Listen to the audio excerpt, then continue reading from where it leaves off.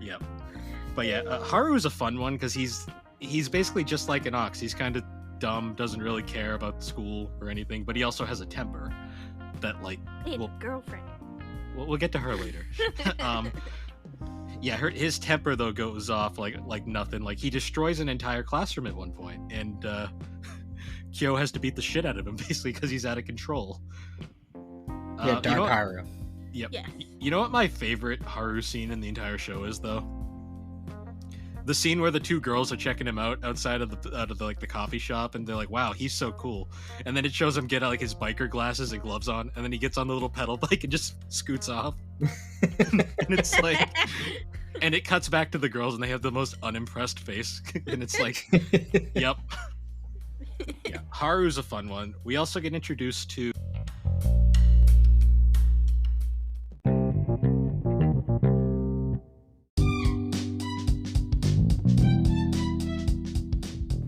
Hey guys, I'm Bill, a one-time Instagram blogger and now a podcaster.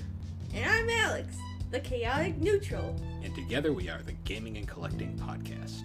A brother-sister duo. That talks about gaming. And also anime. And don't forget the collecting, sometimes. Ah, forget it. We're just a nostalgia podcast at this point. But anyways, guys, thanks for joining us as we discuss the games that shaped us. So, this is where I'd normally say, how you been? But we actually once again have a guest this time, and it's a returning guest. How's it going, Matt? I'm doing pretty good. How about yourself?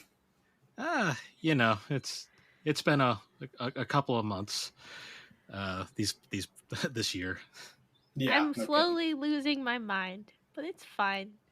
Yo, I'm right with you. The past, literally all week, my daughter's been having me up in the middle of the night, and I'm running off of no sleep at all. So if I seem a little loopy, that's why.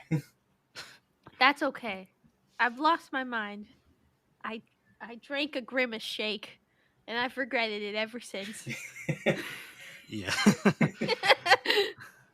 Yeah, so if any fans listening don't remember, Matt has previously been on the show twice in the past. He was in our Dragon Ball Super review episode, and he is a member of the Anime Fight Club, which should be that might be returning at some point in the future.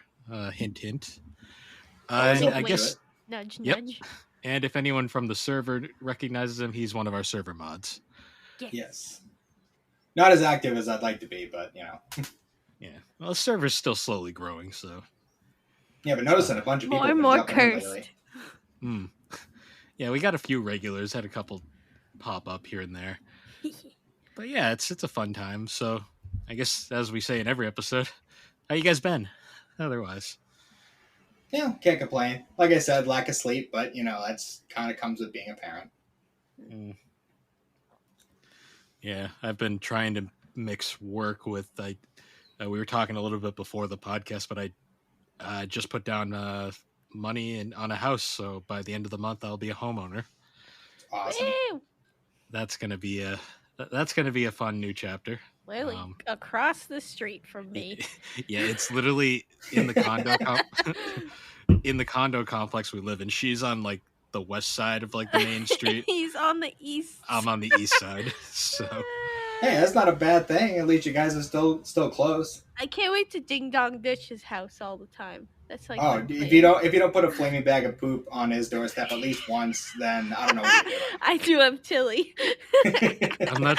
I'm not sure the neighbors would appreciate that. Well, no, I put it in a nice Amazon box. Yeah, make it even more flammable. Yeah, I wouldn't light it on fire. That would be the first. I just put it in a box, and have you go, "Oh, my package," and then go, "That's not my package. That's Bob." So Alex was alluding. She this has become a part of GNC podcast lore. She tried the Grimace shake. What did it taste like? I don't know. That's the thing. At first, when I first smelt it with two of my other coworkers, because we went to McDonald's, I was like, I think it's blueberry, and they were like, it kind of smells blueberry, and then I drank it, and I was like, I don't know what this is. and I still don't. Everyone was saying that it's like cereal milk is what they're kind of thinking of, like Fruity Ugh. Pebbles cereal milk, and like I kind of tend to agree, but also I don't know what it was, but it was purple, and it did give me a stomach ache. I love the Nice. fact that we legit on the server bullied you into getting it. I was gonna get it regardless. Well, I was going out to lunch with my coworker, and then she was like, "Oh, where do you?" With two of my coworkers, and they were like, "Where do you want to eat?" And I was like, "Can we go to McDonald's?" And they were like, "Why?" And I was like, "Well, I want to try the shake." And then my whole office area were asking me about how the shake was, and I had to tell them that it made my stomach hurt. Oh, jeez. Well, I mean, you know what? You were kind of asking for it when you got a purple shake from McDonald's. I mean, Yeah. I know, and then I was bummed because like I couldn't even order like just the shake. I had to get the meal, so you had to do the $15, and I was like, bleh, what was with the meal? bleh. It was just a 10-piece chicken McNugget. That's stupid. That's all it was. For That's $15? And like I thought it was okay because I thought Grimace was a chicken McNugget for a long time, but he's not. He's apparently a taste bud in the McDonald's lore. That is terrifying. Yeah. Well, he's not a nugget. He's a taste bud. Is it as terrifying as the cartoon, the wacky cartoon show? No, that was great. No, I love those things. I used to like I go out of my way to ask for those VHSs when I was a kid. They're all on YouTube. Yeah. Should we Oh, have are a they? server watch party? Yeah, we might need to do that now. Do like a watch party of that. Yes. Yo, I'll definitely do. Yo, I actually a couple of years ago I managed to I went on eBay and found out some VHSs, some old ones, and I got them for my stepson for Christmas. Oh. I know And the they do not age well. No, I know Great. the sixth one apparently is super rare and like hard to find. Which one is that? That was the last one they did. It was like I can't even remember the name, to be perfectly honest. Yeah, because we have like 5 of them.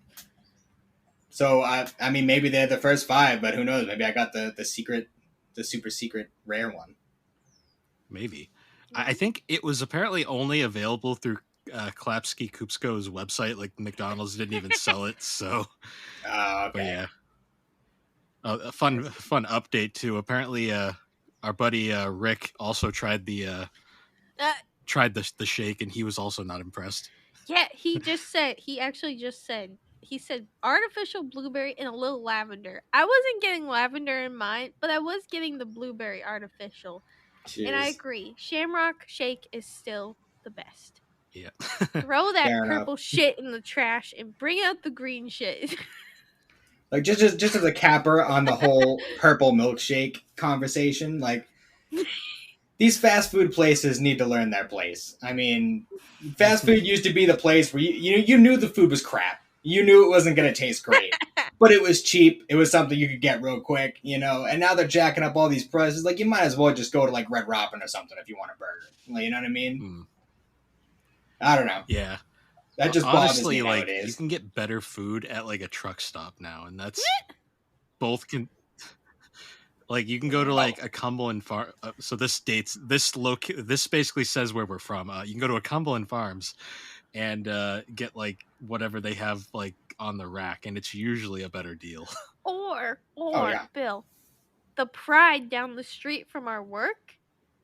Yeah, I went in there. It literally has a Subway. It has like a like their version of like a KFC. It has breakfast. Like it had everything. Like I was like, and one of my coworkers, he's known because he eats there every day for breakfast, lunch, and dinner. So we went as a joke to go try and find him, and he was there, and we were like, "Holy shit, this really is! It's everything." Well, Alex, you went to Maine recently, right? Lovely. I did. Did you eat at but an I Irving? wasn't driving or anything. I was carpooling. With I'm losing you guys. People.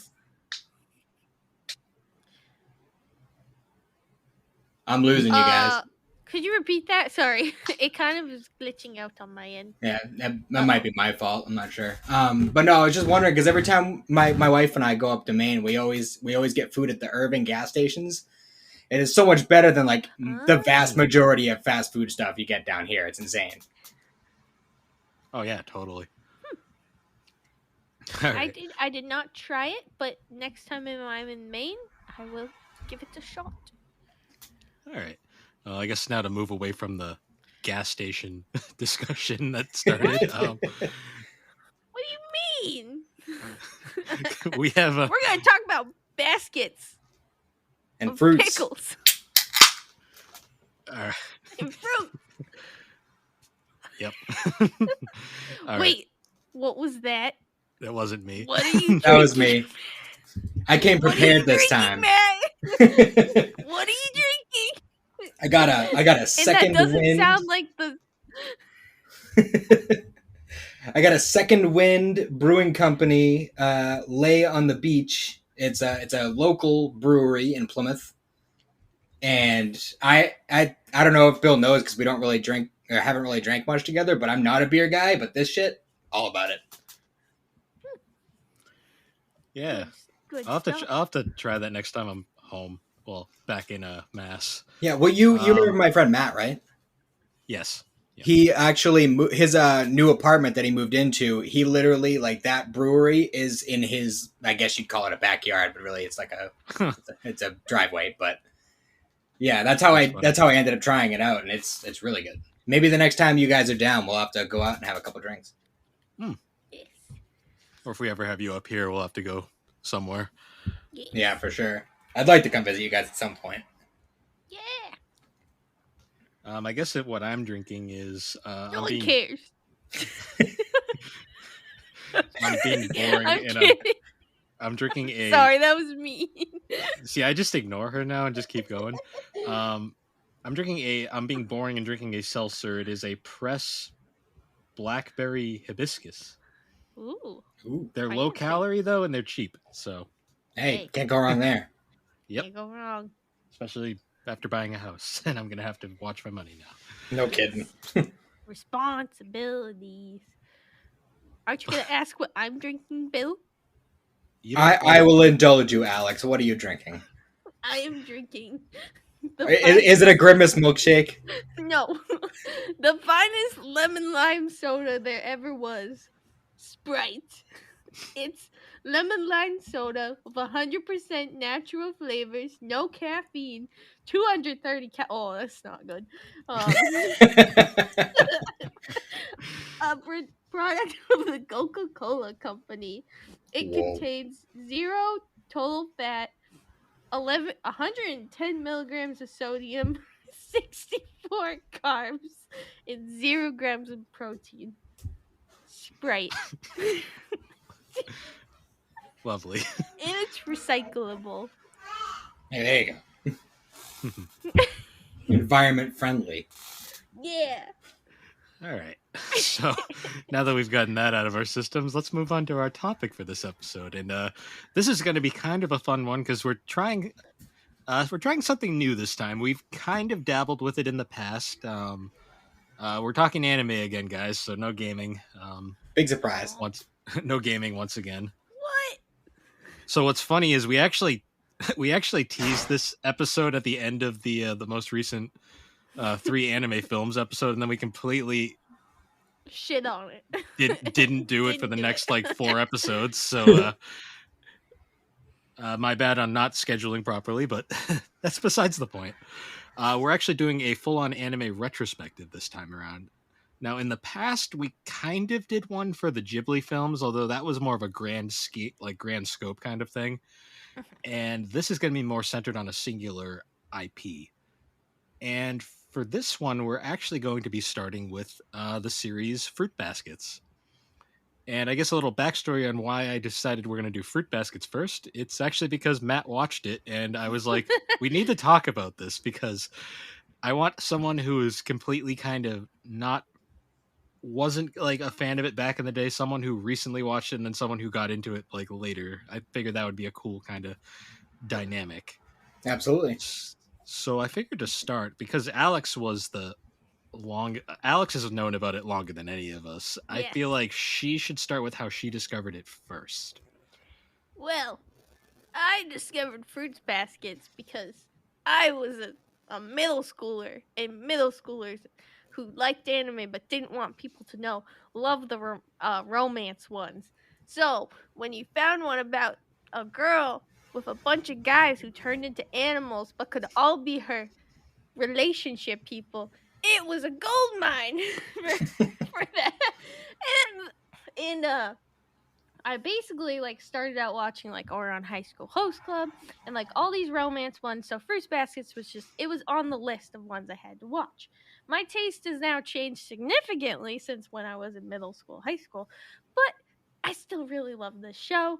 And I remember when the new series came out, the 2019 series, I was the one who kept poking Bill and was like, "Watch this, watch this, watch this," and he was like, "I'll get to it, I'll get to it, I'll get to it." And then he finally did, and he was like, "I get it. It's really good." And I was like, "Thank you." And now he's a bigger fan than I am, Yeah. So which I feel like happens a bunch. So the fun fact about like how I got into Fruit Baskets, we'll save Matt for last.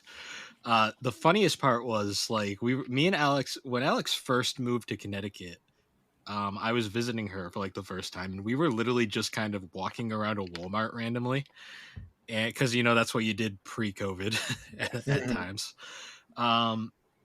And we were just going through the DVD Blu-ray section because this is back when Walmart's had like massive sections before they kind of shoved them in a corner and like they're barely anything nowadays. And I was looking through the rack and I noticed Fruit Baskets, and Alex was like, "Oh, that's really good. You should watch that." And I immediately just kind of was like, "Okay," and I just picked up the first volume and just bought it there, and proceeded to not watch it for like a year. But then, as Bill does with that Classic Bill.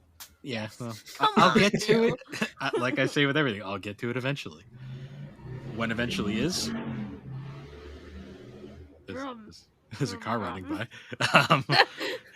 Oh, that might have been me. It's all good. But anyways, so like, of course, like 2020 COVID happened and weren't really going out much at that point. So I kind of was like, I'm just gonna catch up on a bunch of anime I have sitting in the backlog because I'm not like I'm going out or anything. So I finally got around to it and I was like, yeah, Fruit Baskets is almost over. I might as well start watching that one so I can just go through the whole thing. Because at this point, season 3 had just started airing and I was like, all right, by the time I get to it, it's going to be pretty much over. So I can just go through it in one go. And I started watching it in like 3 episodes and I was hooked. Yep. All right. So, Matt, how did you discover Fruit Baskets? I mean, the short answer is from you. That is true. Well, I mean, I had been hearing about it for years. So technically from me, because he wouldn't have heard about it unless he heard about it from me. No. I suppose, but that's a rabbit hole you could follow endlessly. So shit, you're right. But yeah, I mean, the short answer is, I found out about it from you guys, but I had been hearing about it for a long time. I've known people who have watched it, and honestly, I never really gave it a second thought because it just, I don't know, like the whole like slice of life, romance, that kind of thing, just never really particularly interested me. Though, I don't know, I've been trying to expand my horizons a little bit, watch some different stuff that I don't normally gravitate to, and when we did our anime Fight Club episode, I kind of made it a point to, especially since like the vast majority of people's top 10s, I'd never seen any of them. Some of them I had never even heard of. So I decided I was going to start going through people's lists and watching some of the stuff that I've been missing over the years. And Fruits Baskets was the first one I watched because I had already seen your number 1, Bill. So I moved down to your number 2. So that is fair. That, and it's also not that long, which is decent. Exactly. I mean, it's not like a 26er, but it's about the same length as Full Metal Alchemist, around like 63 episodes. Yeah, which is a pretty non-intimidating number, like for anyone to jump into. Yeah, and it is a good one you can just kind of throw on in the background and just kind of do what you're doing and not really miss too much. So, it is a highly deceptive show, though. Oh, for sure. It gives you this cutesy outward appearance, but get ready, depression. Yep. It's happening. So before we get into our retrospective, I'd like to give a bit of backstory on Fruit Baskets very quickly. So Fruit Baskets is older than you'd think. It actually debuted in 1998, actually, and it was written by Natsuki Takaya, and it ran from 98 to 2006, and it had 23 volumes. This is the original manga it's based off of. It later saw an anime television series adaptation in 2001 that ran for 26 episodes. Keep in mind, the manga itself was not finished at this point, so it only covers about the first, I want to say, like 14 chapters or 14 volumes or something like that. Mhm. It doesn't cover nearly the entire show. And that was then later followed up years later by a second series that ran from 2019 to 2021 that ran for 63 episodes and covered the majority of the manga. It missed a few things, but it was basically the entire story. There was also a sequel series that was released in 2005 known as Fruits Baskets Another. That it was basically a one-off kind of little mini series that followed the cast's children many years down the line. That only ran for 3 volumes because it was mostly a self-contained story. It wasn't supposed to be a huge another thing. And yeah, other than that, it's kind of a finished product at this point. So like, there's no need to like follow it. The manga itself was recently like fully re-released with like these collector's edition volumes. There's I think a grand total of like 12 of them. So it's a very easy one to collect, and it's a very enjoyable manga. It also has you can find the anime itself very easily on like Hulu and Crunchyroll. So super easy to find right now. So yeah, where do you guys want to start with this one? I don't know. I mean, it's been a couple months since I watched it, and to be honest, like as I said, I've been going through a few different animes that I've missed over the you know from the Fight Club. So I kind of got a lot jumbling around in my head, so I might need some reminders on character names and stuff like that. But Gotcha. Actually, I think a good place to start was we should touch on the original anime real quick. Just because it's worth mentioning. It started it. It started it all. It's the reason why the anime is very well known in the States these days. Because I mean, this came out in 01. I mean, I watched it in middle school, so Yeah. high school. Well, I think it was middle school. the fun thing is it came out in 01, and like 01, this kind of show and manga would have never really been huge over here because we were still in like, Well, it came out here 2000. It came out a year later. like 2002ish, but it was still pretty early. I mean, Oh like yeah. anime at that time was like literally Dragon Ball, Naruto, like Yu-Gi-Oh, like Pokemon. Those were like the big ones. Sailor Moon. I'm not even sure if Like, stuff Naruto like was that. out by that point. I think it might have just been appearing. I know it was definitely not like huge yet. I know Inuyasha. I don't even think was out yet. I think it might have either it was out or it was just appearing. Yu Yu Hakusho was out. I know that. Yeah. But yeah, it was like the anime like scape at that point was very different from what it's like now. So this show was probably very unique for the time. The thing about this anime is has, is it safe to say, not aged very well? I The mean, original? the 2000 Yes. specifying the original Yeah, series. we're talking the original 2001 No, I show mean, right now. it definitely hasn't aged well. I mean, for the whole fact that the story wasn't completely out and they took like their own kind of liberties in making the episodes, it definitely hasn't aged well, especially knowing what the story actually was and what they were really trying to portray. I think too, one of the things we talk about a lot is just that the tone of the original show is very much on the comedic side, which I'm sure Matt, as someone who's only watched the new one, it must kind of be a little startling that they went for full comedy when there's a lot of really dark themes in the show. It's not really funny. It's kind of depressing, and emotional. So We should probably also put up the spoiler wall just for anyone Oh, watching this, yeah. because we're gonna spoil this rotten. Spoilers. Also, I think they're mowing the lawn outside my window, so if you hear that, just let me know. Okay. But I mean, like, there's definitely some things like this show definitely helped. I don't think we would have had the newer version if we didn't have this one. hmm Um, so we have to kind of appreciate that. But there's definitely it didn't age well. Even the animation alone, like it wasn't great at the time either. So I guess to cover it, so the anime itself, for context from Matt, the original anime literally covers just the first season of like the 2019 anime. Okay. So it ends with the true form arc. Mhm. We'll get to the with true form arc. with Kyo. Yeah. Monster. Okay. Monster Kyo. Yep. Um, Spoilers. it also, because the manga wasn't finished, a lot of very important plot points were not. This is why I want to bring up I want to bring the spoiler wall up right away, because there is a lot of plot points in the original show that were completely wrong. Yeah. The biggest being that the series main antagonist Akihito, they didn't know she was a woman yet. Yeah. Well, they didn't know at all. Like, because really, you don't. It doesn't get revealed until like much Very later late into the in series. in the I think the final season of the new series. So you can't really blame them at the time because they just Yeah. didn't know. But definitely Yeah. compared to now, Because vastly different. talking about dubs a little bit, the majority of the dub cast for the original 2002 anime, we're talking specifically the U.S. English dub. A lot of them actually did reprise their roles, which was really good. Which is pretty awesome. Yeah. Obviously, Akihito could not reprise the role because,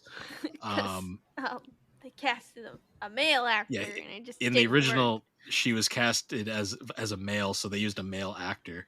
Fun fact, though, that actor did reprise a role in the later series where he actually played Akito's father for his one little appearance.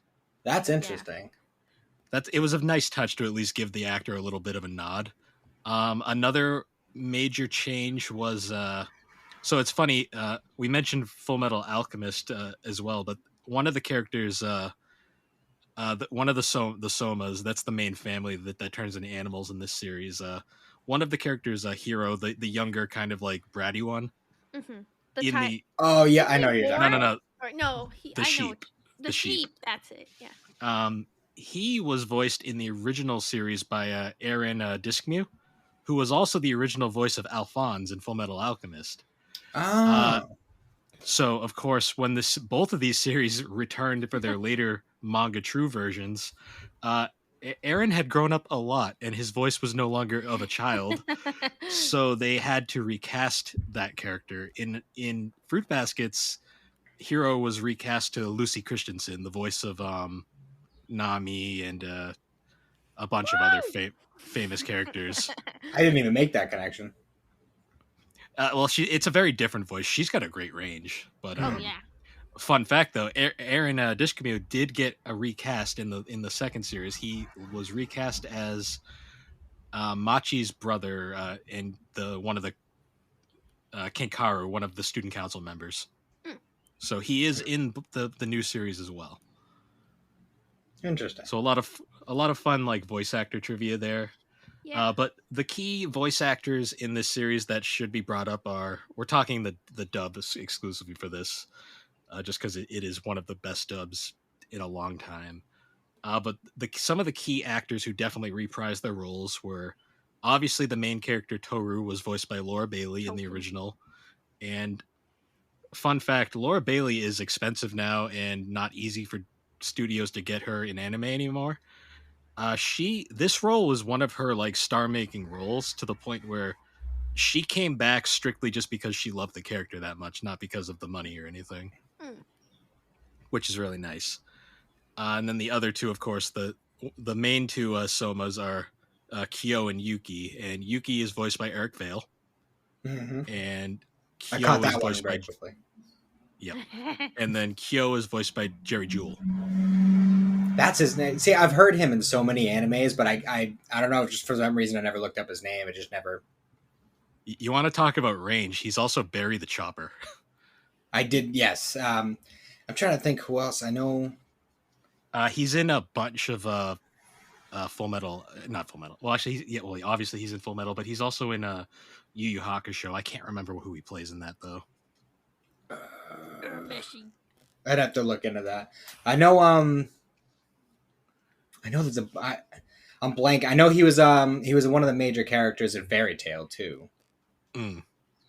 I've Yeah, definitely heard him in a bunch of stuff. He's just one of those. I think he also played the Ice Dragon in GT as well. very possible. He's definitely a Funimation regular. You'll notice very quickly there's a lot of Funimation regulars in this show. But yeah, so we kind of went over that. I guess I did want to wrap up the original 2001 series though. One of the key things why that series is very not looked super fondly upon nowadays was the controversial kind of behind the scenes stuff that was going on at the time. So when that anime came out, Natsuki Takia was she was actually recovering from a hand injury, which is the reason why the manga was on hold at the time. And she was kind of overseeing the anime's production, but the studio that was doing it, Studio Dean, like basically just like ignored all of her suggestions and just did what they wanted. And that's why the show had a much more comedic like tone. Like there's a particular scene early on where like Kyo and Toru are walking through the forest, and Toru passes out and falls into Kyo. In the actual manga in the later series, like Kyo just gets annoyed and like brings her back. In the original anime, basically in the original anime, just like the simple touch from like the opposite gender would change them into animals. So like he turns into a cat, and then like it's supposed to be haha funny, even though it kind of kills the point of the scene. Mm-hmm. Yeah, it's a lot of stuff like that. It's just There's comedic. a lot of moments like that where they threw in comedy where it wasn't. Well, at the time, I would say though, at the time, not knowing the story, because when I watched this, like the 2019 series wasn't a thing at the time, like it made sense because I thought it was just a comedy and I didn't have access to the manga. So in my mind at the time it was just a comedy. Looking at it now though, it's definitely not that. No. And to me, to wrap up the original anime, just because I always have to bring this up because it's the one reason why I hate that original anime The true form arc. It completely butchers the true form arc, which it. is one of the most important arcs in the entire series. Yeah. And one of the key things about it that it butchers is like one of the most iconic parts of that arc is the scene where Kyo turns into the cat's true form, the monster, and runs off. In the 2019 and manga, Toru, without any hesitation, runs after him. In the original anime, she runs away, like cries and runs away, and it's like, yeah, it completely shits on the whole meaning of that scene. Yeah, no, like the powerfulness of that scene. And how she the whole point is that she literally doesn't care. She only cares about him, and that's why she's going after him. This is like one bad thing happens and she runs off and has to be convinced to go help. It's like it completely just ruins it, and like I always get angry whenever I think of the original anime just for that one scene alone. Yeah. Yeah, that kind of thing when they change things like that. Also kind of. Sorry, go ahead. Oh, so you cut out a little there, Matt. Well, I was just saying, like it's those kinds of changes that really bug me. Like, there's definitely been other shows that that will have those kinds of drastic character changes where, you know, in the original version, it's like there's no hesitation, and then the other version, they'll make a huge thing out of it. Yeah, no, it was so, especially because I watched the 2019 show before I watched the original version, and it was just like watching all the things they changed just annoyed me because I was like, this is just it's not right, like it's just wrong in every way. I also think too, one thing about the old version, the 2001 version too, is it also left kind of the relationship between like Toro, Kyo, and Yuki kind of up in the air. it didn't really establish, like, in the future season, like, it's very established much earlier on that, like, Toru and Kyo are endgame, and that Yuki was just like, Yuki only sees Toru as another way. But in the original series, it definitely at the end, like, you kind of didn't know still, and like you were kind of waiting to be like, all right, who does she end up with? Um, Yes. and I And remember that being a big thing. that's partially the reason why this show incorrectly gets a reputation as a harem anime, Yes. despite the fact that it is not, like, at Nope. all. If anything, Um, it's a reverse harem anime. well, Well, yeah, that's what I meant. It gets the reputation as a reverse harem, but but it it's really really not. it Like, really isn't, because there in is no like multiple interests. like Because there's a little bit of Yuki in the beginning, but that gets very much like that's dead by end. season 2. Yeah, like Yeah. even like really the end of season 1. Um, Well, I mean, because a the lot of true the farm arc pretty much confirms that that ain't happening. yeah, I mean, a lot of the dudes will hit on her, but it's usually just played up for comedy. So Well, the joke is that Toru never notices, because yeah, Toru is an airhead. I guess we'll start off talking about the series now. Like, the story is very simple at first. It revolves around an orphan girl who is living in a tent. Well, she's Just not exactly orphaned. It's more of like her grandfather. Like she was living with her grandfather, but they don't have enough room in their house, so she was like, "Oh, I can take care of it for a while." And rather than like stay with a friend, she's like, "I'm gonna stay in a tent so I don't bother anyone." yeah, It's she's just so sad, but also wholesome, but also very sad. yeah, yeah. So Toru is a high school student starting her, I believe it's her second year in high school at this point, the way Yeah. the Japanese school system works.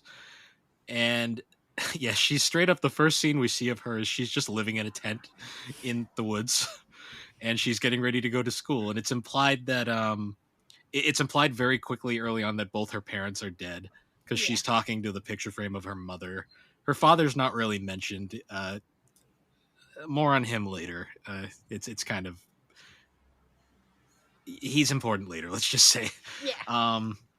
So yeah, it kind of revolves really quickly on that she's living by herself in the woods and just going to school. Yep. And then it's quickly discovered very soon that she stumbles upon this big like mansion, or I guess home. Not really a mansion, it's more of like just a large like house. And she meets this man named Shigeru. And Shigeru is one of the many members of the Soma family. I gotta say, like, early, just to ask, like, early on, like, what are your thoughts on like Toru and like Shigeru and like the main characters that we've met so far? what the first three, like Toru, Shigure, and Yuki. Yeah, like I figure like we're not gonna give like obviously a full on summary. We're gonna very much abridge it, but like I want to Yeah. talk about the characters when they pop up. I mean, Like I guess Toru. We should probably start with Toru first. yeah. Follow sunshine and lovableness. Oh my god.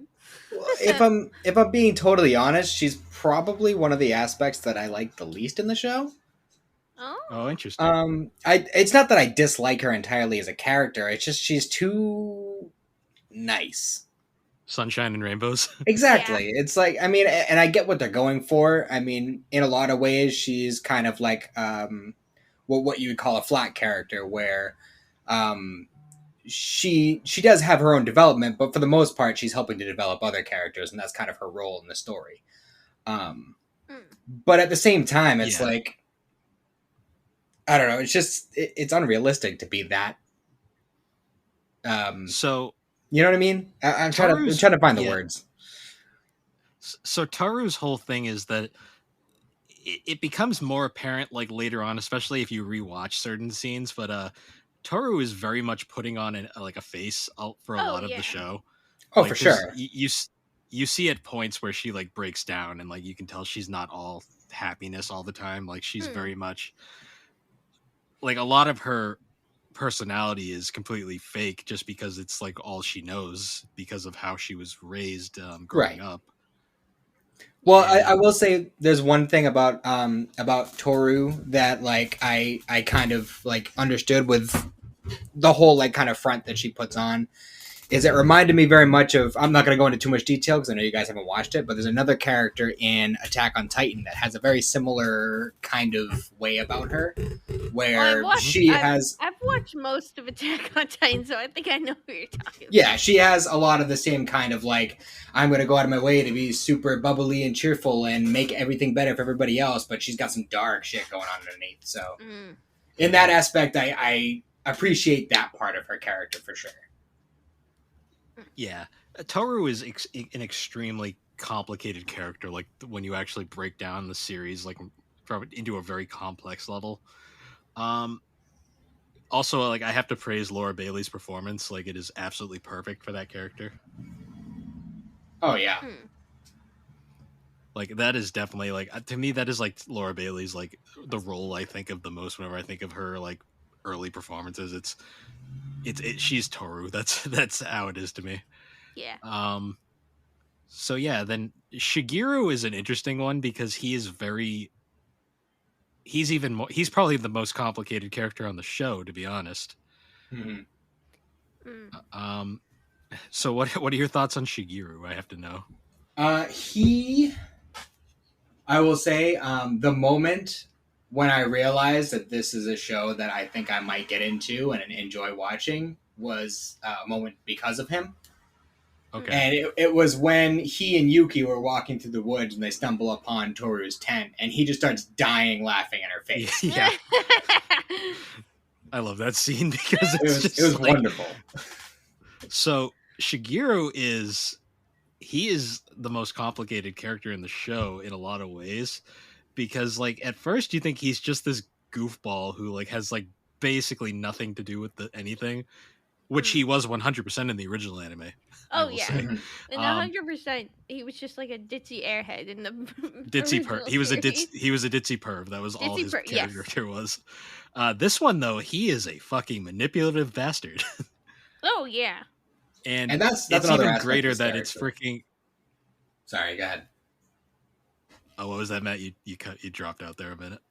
So I was just saying, there's another aspect of his character that I really like. You know, one of the animes I grew up watching that I loved a lot was Death Note. So like, you know, those kinds of manipulative characters are. Oh, I'm hearing you guys. Hello. Oh, no.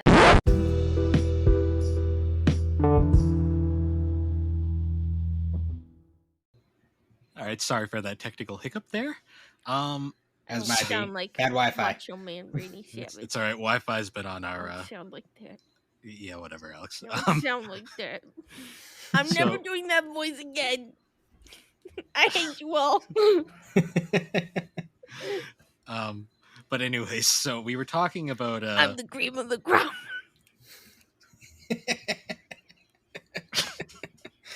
We were talking about Shigeru and Yuki before we. Yes. Oh, I remember where I left off. I was talking about Death Note, right? Yes. Yeah. Desperate. Yeah. That's not what I said. It should have been what you said. It's better. Just no. Okay, let's.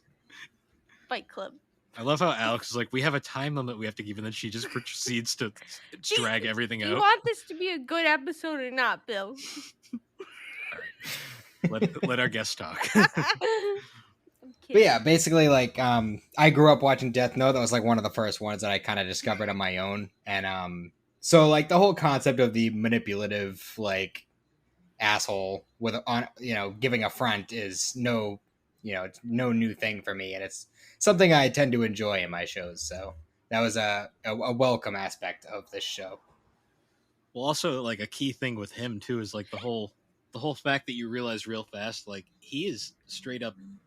The entire plot, like main plot of this entire show is like the events are basically kicked off by him by basically like manipulating Toru into joining the household, basically just to because he's basically using her as a pawn to break the curse, essentially, because he knows it's going to break at some point, and we learned a bit late.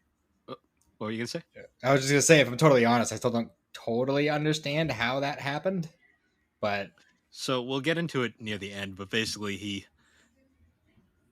So I guess we should talk about the curse a little bit because it is pretty What it, is the curse? integral to the series. So the Soma curse is weird. It's like based off of the Chinese like zodiac, Yep. and it was essentially established like by the Soma family is like the descendants of like this like group that essentially like made a deal with like God or something that like they would live in like together in harmony forever, like in this endless banquet essentially. Mhm. Mhm. And basically it cursed this family that every generation there is a group of like all the zodiac animals are basically grouped together, and there's a human that basically is possessed by every animal, and then there's one that is like possessed by the quote unquote god character.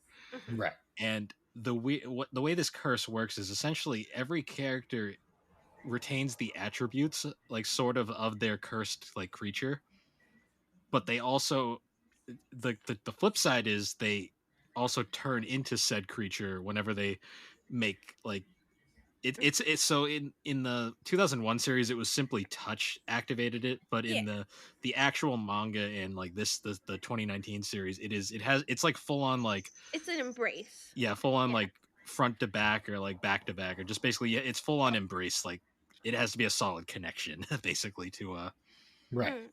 And I change. think a big thing too about the curse is it wasn't really a deal. The big thing that they emphasize is that it was like a bond.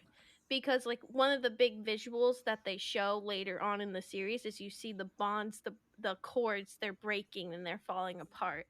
Um so that's just one thing I wanted to touch on because I Mm. think it's really important. And it also, from the outside, like it may seem like these bonds are, like bonds almost are like a romantic term, like they sound nice, but in reality, in this situation, it's not. It's the curse for the family. To the Right. point where they are all tied to the god Yeah, whoever is they're bound to them basically. whoever basically whoever is possessed by the god, they essentially have a control like over all of the zodiac members to the point where Mm, they're she can basically like or they whoever basically whoever it is can essentially mm, like will them to do things that they don't want to do just by because of the force of the bond.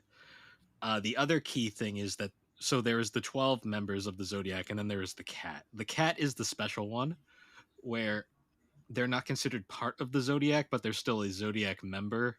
mm, And they also have a we alluded to it in earlier on, but they also have an additional true form, which is this monstrous creature that mm, that basically forces the wearer to have to wear this bracelet at all times to keep from transforming. mm, And the other key thing is they're so the zodiacs for the most part are treated kind of like special in the Soma family, like they're given like special privileges, even though for the most part most of them get treated like shit. mm. um the cat on the other hand though is the outcast, and he's treated like shit from day one, Yeah. and he is basically destined to be locked up in a cage his entire life once Mm, he graduates high school. mm. And the plot Which basically is really dark yeah, because like it basically, because that's like the fate his grandfather lived, and like you kind of see that, and it's very like fucked up. Like it's one of those Oh, scenes that like super. very left you very like uncomfortable that like that happened to the yeah, character. And it's almost like more fucked up than if they just locked them up from the very beginning. It's like, oh, let me give you a taste of what real life is actually like, and then you're gonna Yeah. spend the rest of your life locked up. Well, yes. and I find like what's most interesting too is like how the cat is treated, even though like when you learn more about the curse, like the cat was so special. Um the cat was so special to the to like the god, and it really was the reason the curse, like the cat was the reason the curse became the curse. Um because of how close the god was to the cat. And then the cat like had passed away, and then like that's why the curse was created, because she wanted them, even when they died, she wanted them to have an everlasting banquet. Hmm. um but the But they cat wasn't alive, so that's kind of why he's isolated. But it's really like so strange, like what happened the cat. It's very so interesting. speaking of the cat, we should probably talk about his introduction into the series because it is amazing. Yes. He jumps in through the roof. Yeah. Because the cat's biggest rival is the mouse or the rat. And Rat. it's supposed to be based off of I the am a whole rat. tale of the Zodiac where the mouse tricked the cat, but in reality it's deeper than that. But yeah, so the character we mentioned, Yuki, he's the rat. He's very there isn't a lot to like really get from Yuki at this point Mm. because he's very much just kind of just another character at this moment. Very Yeah. reserved, Yeah, Oh yeah. definitely an Eric Vale character. for sure. But yeah, so the cat is in a constant war with the rat. But the flip side, unfortunately, is because of how the Zodiac is, the cat can never beat the rat. It's just he's not allowed, like no matter what. Mm. And so the cat is a character named Kyo, and Kyo is kind of a dick when you first meet him, to put things lightly, but it makes sense when you understand Kyo's backstory very Yeah. quickly. And he literally jumps through the roof of Shigeru's house to fight Yuki. And in the process, Toru is there and she has no fucking idea what's going on. And she's trying to get them to stop. And she trips because Toru is incredibly klutzy, trips and falls into Kyo, which turns him into the cat. And this is how we learn about the transformations. And it's a very shocking scene that's also kind of played for laughs. Yeah, you know what's funny is up until this point, I had no idea about the whole Zodiac thing. Oh, you didn't? Like Oh, going into the show, I did not know that was a thing at all. That makes it even better because it's so much better when you don't expect it because it's like, whoa. Yeah. And then of course, like humorously, Toru then falls into Shigeru and Yuki, and they also transform into the rat and the dog. And we get some pretty funny scenes where like Toru is freaking the fuck out because she's like, "What the hell just happened here?" Yeah. And we also get the running joke of they'll change back and they'll be naked, and she'll be like freaking the fuck out over she'll it. be like, ah! That's one of my favorite like comedic aspects of the show is how that happens. It's always at the expense of Toru too, which is really amusing. But yeah, so basically we find out now, yeah, this family's cursed, and we also find out really quickly that Toru knowing this at first isn't a good thing because the way it works is theoretically Toru is supposed to have her memories erased because she's not allowed to know this. Mm. But Shigeru, working in the background, sees something in Toru, and he basically makes a deal with Akihito to not erase her memories. Hmm. And let's see how this plays out. And that's the whole reason why she stays at the house. So, obviously, we're not going to go frame by frame because we'd be here for hours because this is a very surprisingly deep show. But I do want to talk kind of going through now because the next few episodes kind of just showcase like it's kind of like a formulaic thing where like Toru will meet another Zodiac, and we'll be introduced to them from here on out. And like one of the most iconic ones we meet next is we meet the Ox Hatsuharu or just Haru. He's one of my favorites. Yeah, Cow. voiced by Justin Cook. I really I like Haru because he's a very entertaining character. Like one of my favorite scenes is so because he is the cow, he has like literally white and black cow print hair. And there's a scene where the public moral committee guy in the school is like, "You can't dye your hair like that." Have your hair dyed. Which the public moral committee guy who's in love with Yuki, and it's not subtle at all. But it rarely is in this show. Yeah. But yeah, so like he basically to convince the public moral committee member that his hair isn't dyed, basically just pulls him into the bathroom, and then they come out later and he's all like, yeah, we'll just let this slide, and just kind of runs off. And like I like the whole subtlety of like you know what he did in there, but it doesn't exactly tell you. Basically, the carpets match the drapes. Yes. Or, as some random people on Reddit think, that he turned into a cow in the bathroom. I was laughing because there was a thread on the Fruit Baskets Reddit that some person was asking like, how did Hatsuru turn into the cow in the bathroom to prove it? Which everyone in the comments was like, oh, you poor child. Yep. But yeah, Haru is a fun one because he's basically just like an ox. He's kind of dumb, doesn't really care about school or anything, but he also has a temper that like And a will girlfriend. we'll get to her later. Yeah, his temper though goes off like nothing. Like he destroys an entire classroom at one point, and Kyo has to beat the shit out of him basically because he's out of control. Yeah, You know Dark what? Haru. Yep. Yes. You know what my favorite Haru scene in the entire show is though? The scene where the two girls are checking him out outside of the like the coffee shop, and they're like, "Wow, he's so cool." And then it shows him get like his biker glasses and gloves on, and then he gets on the little pedal bike and just scoots off. And it's like, and it cuts back to the girls, and they have the most unimpressed face, and it's like, "Yep, yeah." Haru's a fun one. We also get introduced to the boar, who is a character named. How did I forget her name already? Kaguya? Kagura? Kagura. Yeah. Yeah. And she is slightly older than Kyo and Toru, and she is utterly in love with Kyo, and she beats the It's shit. not really that though. Well, at this point, it is. That's all we okay. know. Yes. But she also beats the shit out of Kyo on a daily Well, basis. she's got anger. Which I love. Yeah. And she's extremely jealous of Toru because Toru is Toru. Yeah, she's recurring. She's kind of one off though. Like she'll appear for a scene and then go away, and then she'll come back later. Yeah, she ended up being a lot less consistent than I thought she was going to be. So she had a lot more scenes in the manga Oh, okay. that were cut from the anime for time. There's particularly like there's a scene later on where she straight up slaps Toru and like knocks her out, and that scene is significantly longer in the manga, but they cut it down to basically she slaps her and then that's it. Like they don't really go further into it. Yeah, she's a kind of complex character. Like being the boar, she's got that temper of a boar, I guess you could say. Yeah, she's an interesting one. There's also Memoji the rabbit. The German one. Yes. You think is a child, but actually is almost a high schooler. Yeah, he's like isn't he like a year younger than them? Yeah. He's the same age as Haru.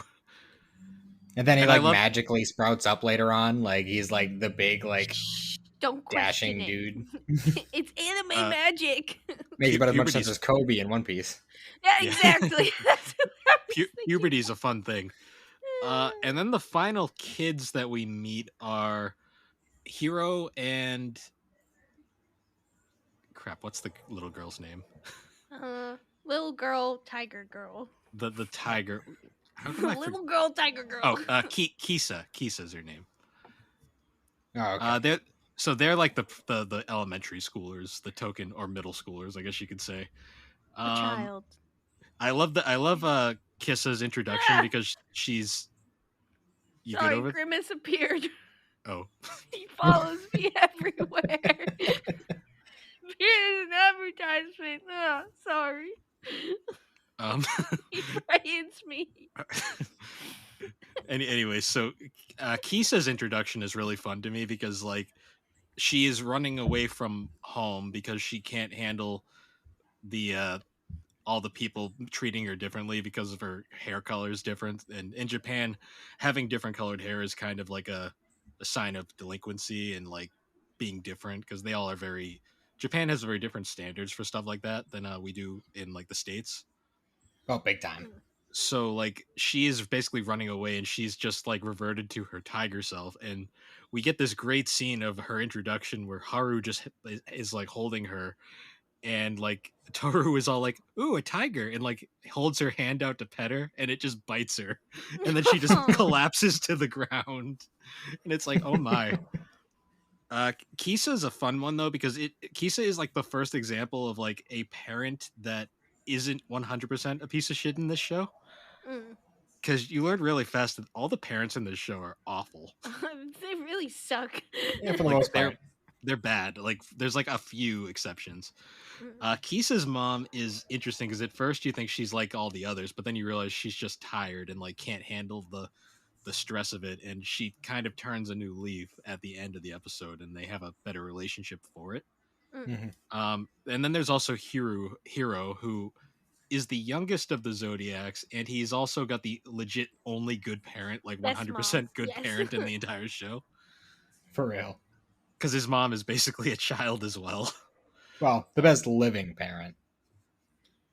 Very true. Dark. Very true. Yeah.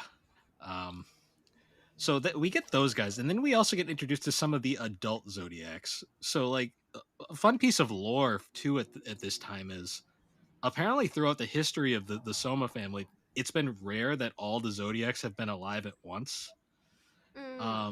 And there's actually been a lot of occasions where like they haven't been, and this is like one of the first occasions where they're all alive at the same time. And because of that, we actually can meet all of them, and some of the older ones are very interesting as well. Do you think that was part of like what tipped Shigure off in the first place? That maybe now is the time for the curse to be broken. So actually getting into that, we get into that with the older Somas. So the first one we really meet is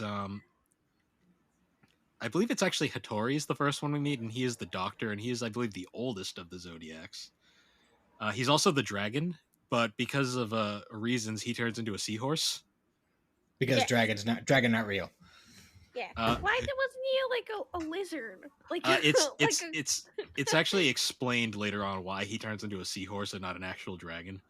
Is it? I must have missed that. It is. I also missed it. I'll get into it when we talk about the curse more, because it's actually a very subtle thing. Okay. But yeah, Hattori is the doctor, and he's actually the one that removes the character's memories if they find out about the curse. Because you find out in Yuki's backstory that he actually had a bunch of friends that discovered he was the rat, and they had to have all their memories erased because of it. And Hattori himself had a fiance at one point, and she was so distressed by the revelation. Well, no, she would. We find out later that Akihito is very clingy and does not like other women getting near the male Zodiacs. Nope. And she basically blinded Hattori in one eye strictly because she was jealous of his fiance, and his fiance could not handle the stress of this, and had her memories erased just to like give him some peace from everything. Yeah, it was something like she felt guilty because she knew that his injury was because of her. So then she just went into decline and depression because of it. Yeah, which also happens with Majomi's mother, who also went into a severe depression and hatred for her child, which is why she had her memories erased. Despite still being married to his father, it gets very confusing. Right. But yeah, she's also one of the less likable mothers in the series for that reason. And then, so my favorite group of adult characters in this show is actually one that is known as the Three Musketeers, and they have like a spin-off manga as well. But they do? Yeah, it's included in Fruit Basket's Another Volume 4. Oh man, I might have to get that. It's worth a read. It's very entertaining. But yeah, so it's called the Three Musketeers arc. It's a short thing. It's like a couple volumes, but a couple chapters. But the Three Musketeers are Hattori, who we've already mentioned, Shigeru, and then the third member, who is the most entertaining by far, and that is Ayame Soma. Yeah. This is probably by a wide margin my favorite character. Does it have to do with his voice actor, or is there more? That definitely has something to do with it, for sure. Everything about him is great. So Ayame is hilarious because he is. So out of all the Soma, all of them have this massive trauma attached to them. Ayame just doesn't give a shit about any of that stuff. Fabulous, and he's living his best life. So Ayame is actually Yuki's older brother, and so the way that the mythology works for the Zodiacs is the rat is considered the most valuable. The snake, which is Ayame's Zodiac, is not, and because of that, his parents basically like kicked him to the curb as soon as they could, and basically were like, "Yeah, we don't care about you at all." Yeah. And Ayame basically was like, "Cool, I'm out, peace," and just left. I'm gonna run a maid boutique. I'm gonna be fabulous and make clothes. Yes, made costumes. Granted, they also treat Yuki like shit because they're basically using him as a toy and not a human being Right. at all. Yeah, Yuki's parents are probably the most confusing in the entire series because we'll get to them a little later. But yeah, Ayame literally just makes clothes, and his introduction scene is great because he's literally a snake passed out on the ground because it's cold. And Toru finds him and brings him back, and how he gets introduced to Yuki is great because he just pops out of Toru's shirt, and Yuki just has this look on his face like, "What the fuck?" Like It was you amazing. again. And then beats the ever loving shit out of him because they can't stand each other. Well, Ayame wants Yuki to love him, but Yuki wants nothing to do with Ayame right now. Yeah, Ayame is extremely fun, and he's voiced by Chris Sabat, so it is a lot of. Oh yeah, so you get like the suave, like well dressed, very slick looking dude. Like you imagine him being like a very posh man, and then you get that deep Chris Sabat voice. He's basically doing his Armstrong voice from Full Metal Alchemist, which is but great. Far more flowery, which is saying something. They would be bros. I'm not gonna lie, they would probably be bros. Absolutely. But yeah, Ayame is a great one. And then we get to the less known Zodiacs, which are, well, there's one more, but I want to save her for last because she's kind of important. We get the less known Zodiacs. So there's the monkey, who is the least important to everything, basically. Hey, we still like him. He appears in one episode and then later at the end, and no one cares, unfortunately. Hey, he saves Shigeru's manager from committing suicide. That's important. Yeah, I gotta say that the Shigure's editor is probably my favorite female character, just because of that whole bit with that. I love that scene because like she can't find Shigeru, and she's basically like in depression and like just going outside, and then like we cut to the outside shot, and there's just a noose in the background. That was just like, oh my god, I lost my shit watching that episode. Oh my god, it was great. Yeah, it's really bad that the monkey character is so insignificant that I forgot his name. Like it's not that bad. Like, I don't remember his name either. Well, so his entire plot is essentially he is the son of the innkeeper, the Soma Inn keeper, and she loves him, but she's also like insane. She has a few screws loose. Yeah, the keeper of the inn. Like one of my favorite like gifs is the scene of her chasing Toru dramatically, and like just in that like psychotic like scream. Yes. Oh yeah. But yeah, that's like a one-off episode where they just go to a bathhouse for an episode, and we get to see. Because every anime needs a bathhouse episode. Duh. No. See, my favorite part about that entire arc though is the scene where they're playing table tennis, and Toru like gets super dramatic to like hit the ball and misses, and it just rolls on the ground past her. And it's like that just sums up Toru in every way. Toru energy. Then the other. So should we save the secret Soma for last, or should we talk about him and then talk about the horse? We should probably save him for last because I mean he's important to the story, but he's also kind of so much later, like a lesser part of the main plot. So well, he's like the definition of small role, massive impact. Yeah, because I mean, his whole role is that like it tells them that like the curse can.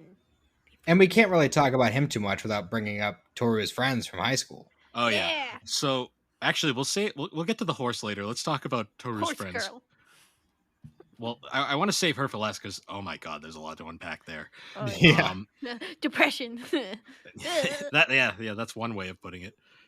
Yeah. So Toru's friends are. Oh, the monkey's name is Ritsu, by the way. I just remembered that. Oh, okay. Oh, and his big character gimmick is that he cross-dresses, and everyone thinks he's a girl at first, and then surprise, it's a guy. Man.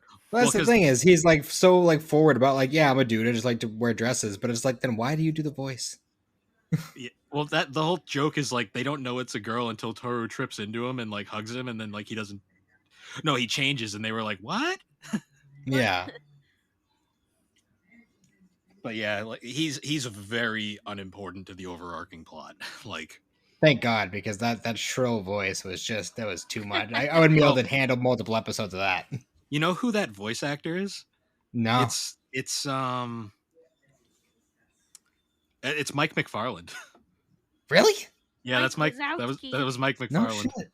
It was That's Mike Wazowski. crazy to me. He's got range. Apparently, that's Master Roshi. Mike Yeah. Wazowski. Yeah, but so cutting back now, we have so Toru's friends are incredibly important.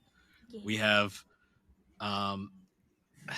which one do you want to start with? I should say probably Ariza Uotani. Yeah.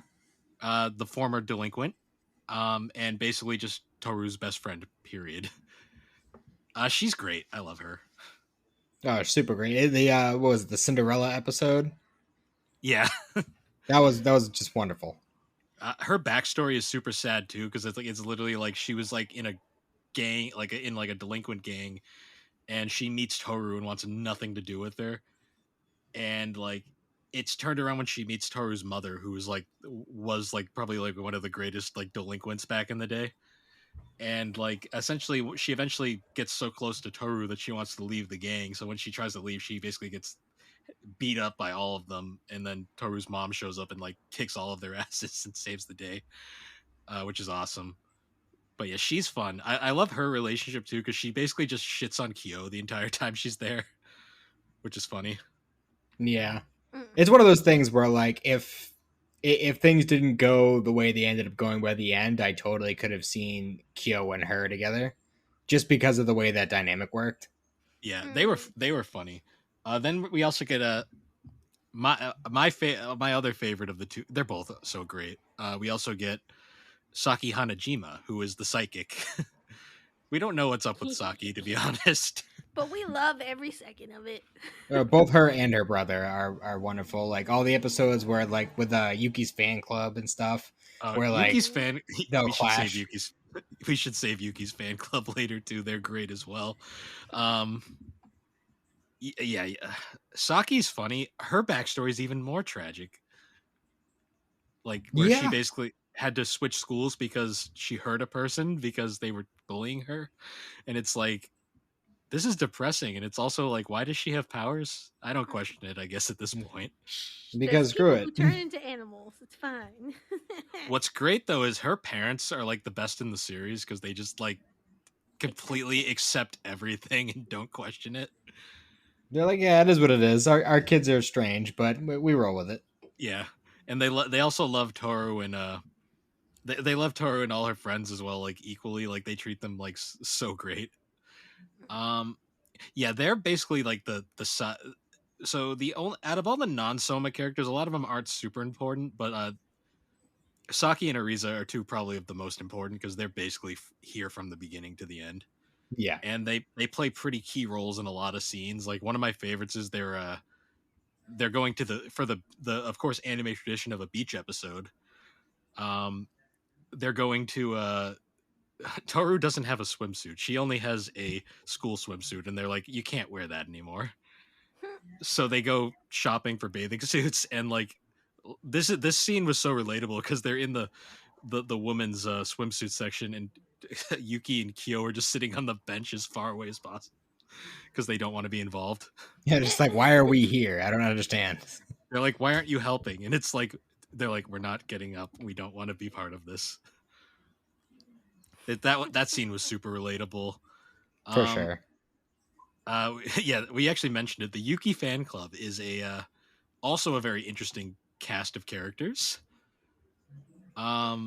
Yeah, Yuki just has this straight up psychotic fan club, because like he's the most popular guy in the school, and they legit stalk him and stalk any girl who's within like 2 feet of him, to the point where they act like Toru is this like extreme threat for no reason, despite Toru being completely oblivious to everything. It's, I don't know. It's definitely like one of those like really interesting like dynamics. My favorite scenes are like whenever they like appear and they like sound like jet planes flying around, whenever they're like just like flying through the school, like just like when they stole all of Yuki's flowers for like the school festival. Like just like some ridiculous crap like that. There's like we mentioned it before. There's an episode where they were like at Saki's house, and her brother just terrorizes the fuck out of them the entire time. That was one of my Despite favorite ones. I don't even think he has powers. I think he just straight up trolled them. He just scares them. Yeah. That whole scene was great. I'll save the rest of the characters in the school till later because they don't appear until the second season. But we should probably talk about Rin now. Matt, what were your thoughts on Rin?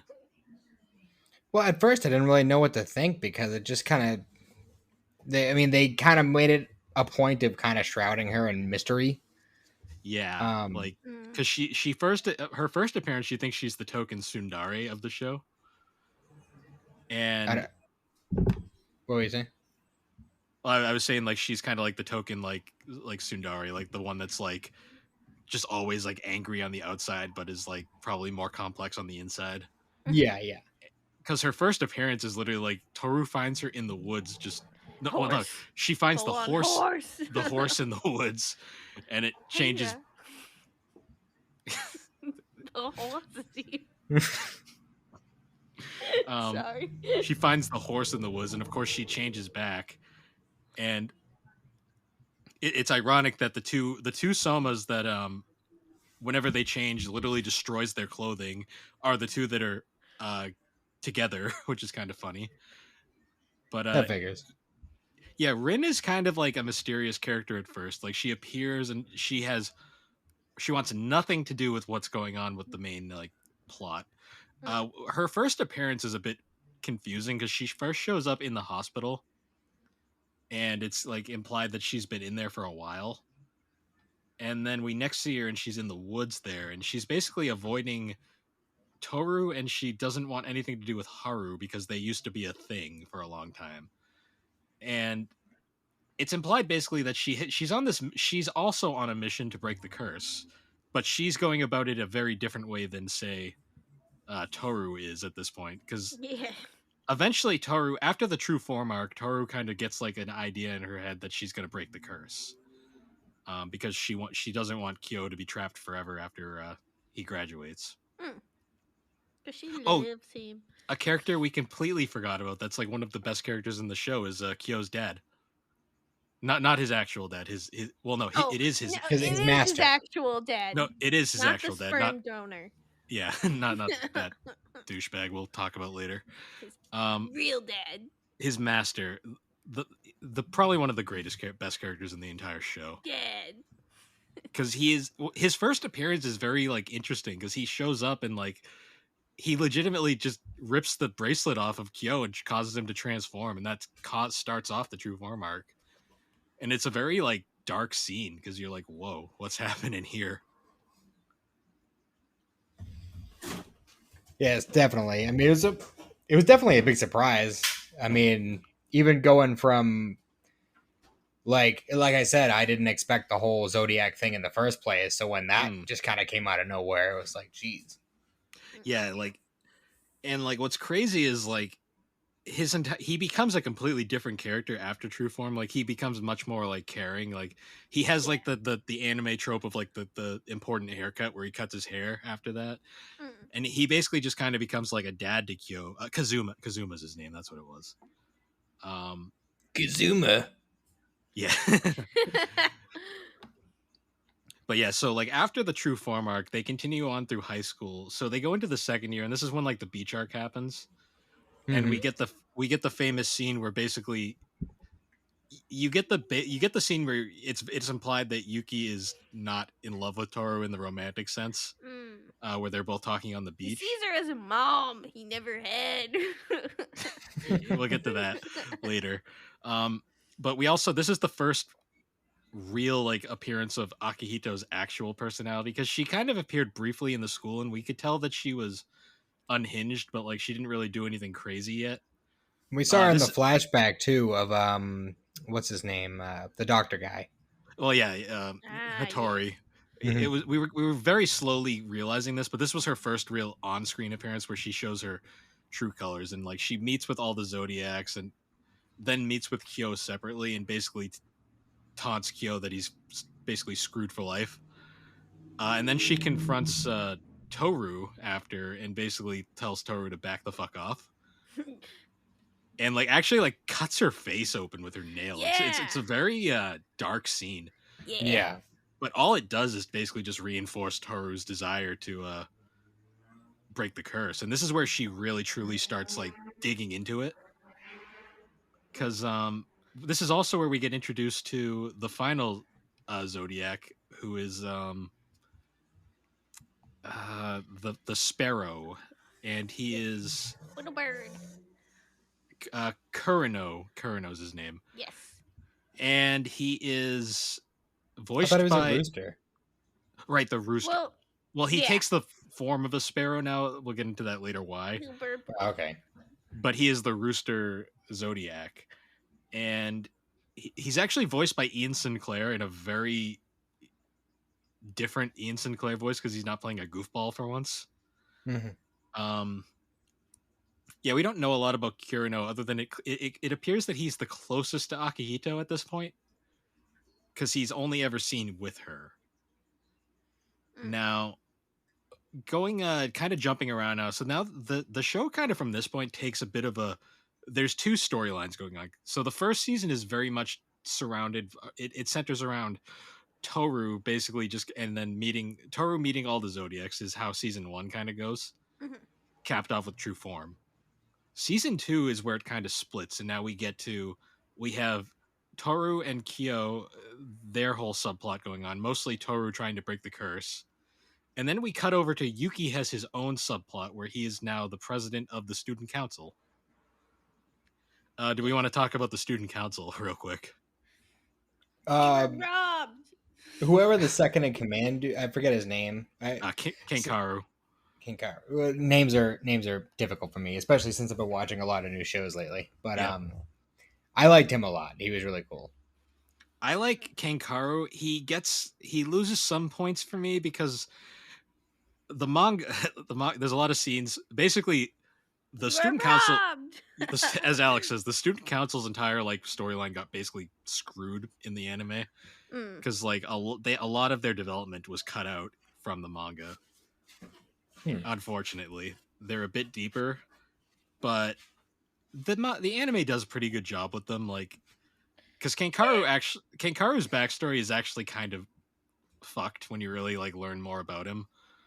In the anime, he's more of just a goofball. He's Yuki's best friend. Yep. Basically. And brother-in-law.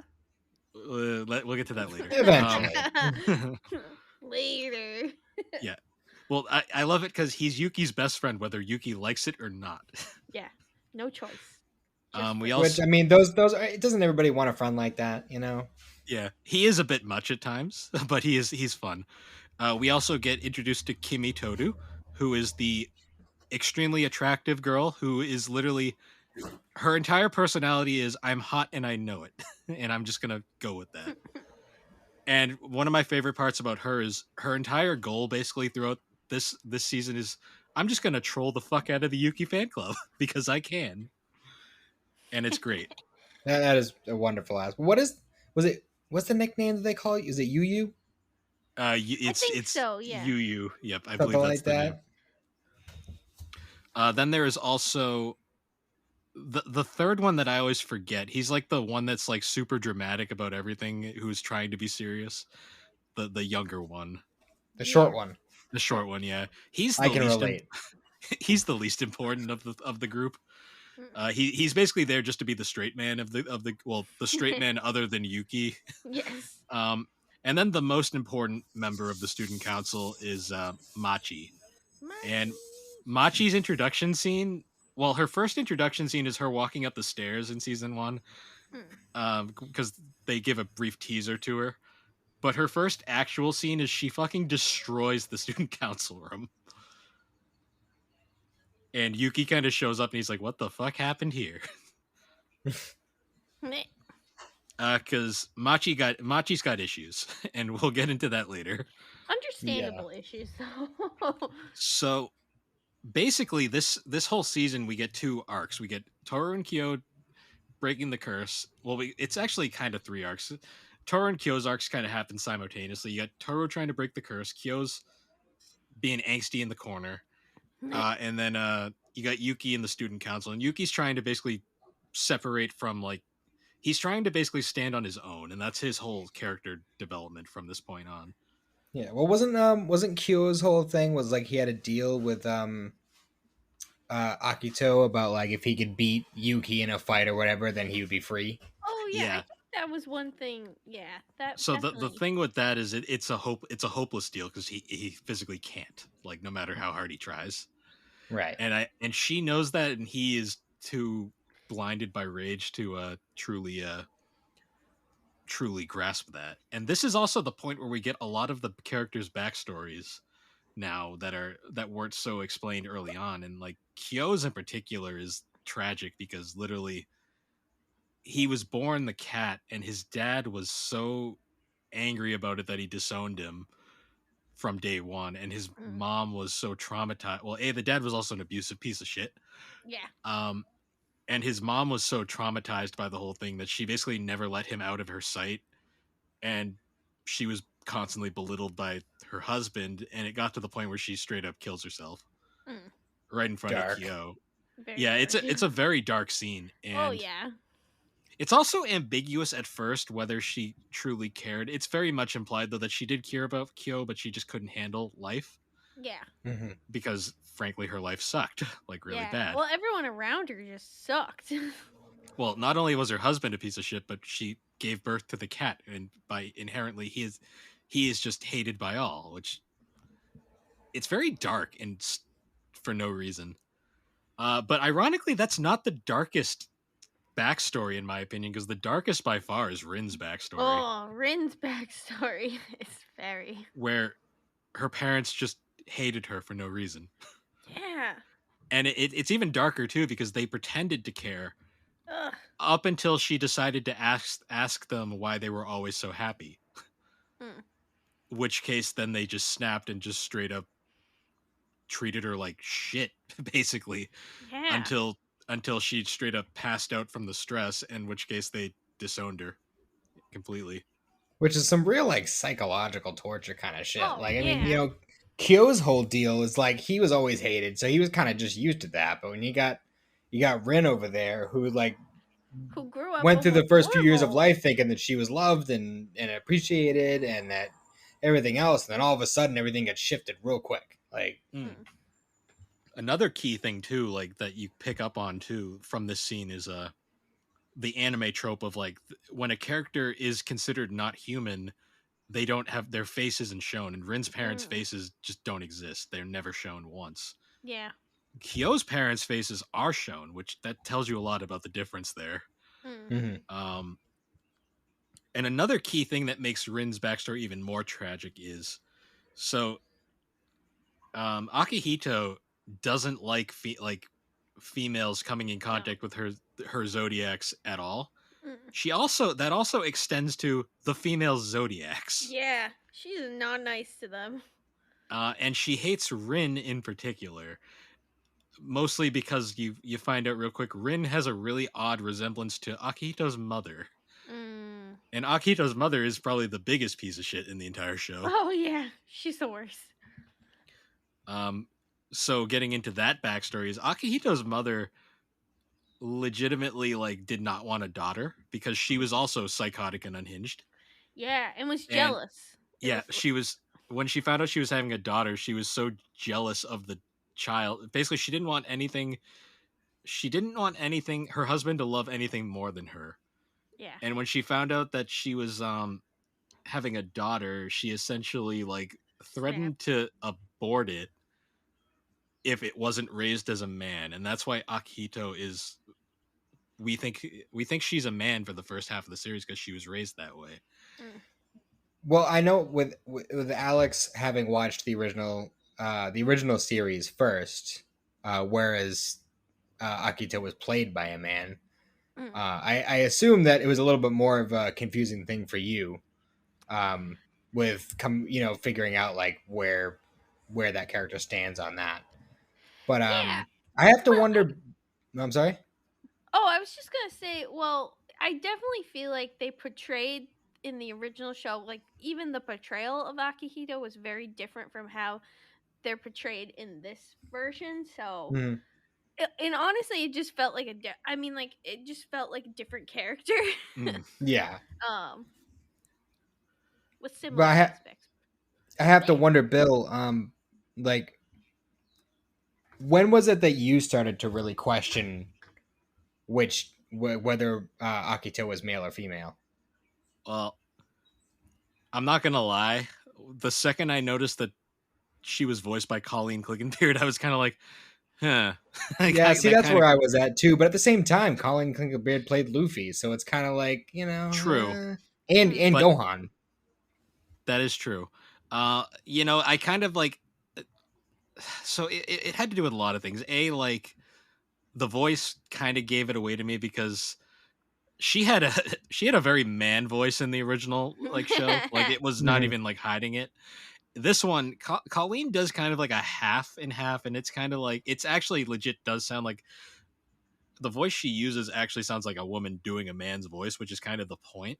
Yeah. The thing is, though, when you pick up on that, it kind of gives you the hint. That and the Akihito's design is very feminine to begin with, and I kind of was just there was a lot of context clues that I kind of picked up on early on, like also like why does she like she's very close to the male zodiacs but not the female ones. Like there was some interesting like little context clues I picked up on, which I think kind of gave it away really quick. Yeah, I think the moment that really like cinched it. I mean, I kind of assumed that she was a woman from the start, but at the same time, the way that she portrayed herself, it was kind of like a little bit ambiguous. But I think the moment when I was like, yeah, she's a woman, was when she met Toru and was like, oh, I don't know why. I don't even care about her. She's ugly anyway, so whatever. Like, I was like, yeah, that's a jealous female, no doubt. Yeah. Well, yeah, because you say that because it's like Toru is like. It's funny because Toru doesn't consider herself attractive, but like it's implied that everyone around her does. Like the my favorite scene is because one of Toru's biggest characteristics is she has a tendency to just space out and just stand around a lot. Same. Into her own little world. And there's a scene where she's just kind of waiting for Kyo to do something, and she's just standing like in the hallway of the school, and like these two guys are like hitting on her. Well, not hitting on her, they're thinking about hitting on her, and she's completely oblivious to it. She's like, and Kyo, la, la. Yeah, and Kyo has to kind of go over and assert his dominance just to be kind of like back off. She has a clown music playing in her head. She probably does at times. She's got like I'm Walking on Sunshine going on in her head at all times. Probably. So continuing on now, this is also where we get introduced to some of Yuki's backstory. Yuki's backstory is also pretty dark, where basically they're all dark. Yuki was basically given because Yuki's considered like the prized possession of the zodiacs because the rat is for some reason the most important one. Akihito wanted him as her personal playmate, and his family basically took the money and was like, "Yep, you can have him. He's all yours." And goodbye, childcare. she just straight up abuses him the whole time he's there. So Yuki's big thing is like he's running away. Like that's why he runs off to the high school that they go to, and he lives with Shigeru because he wants to basically be away from all of the family, and like he doesn't go to the banquet gatherings and stuff because he just wants nothing to do with any of it. Understandably. And what's dark about Yuki too is like his mother his mother is more human than Rin's parents because she actually does have a face. She doesn't get named. She was given a face. Yeah. She's unnamed, like she's just Yuki's mother, but she actually has an appearance where I think there actually is a bit of complexity to her, where she comes to the school for Yuki's student teacher meeting thing, I guess. It's one of my favorite scenes. It is great because Ayame steals the entire show there, but basically she's continuously trying to run his life, and Yuki basically tells her like, no, I'm doing this my own way. And she at first is very indignant about it, but he basically tells her off like straight like, no, I'm living my own life. And Ayame basically bullies her into being like, yeah, let him live his own life, leave him alone. or I'm gonna just harass you eternally.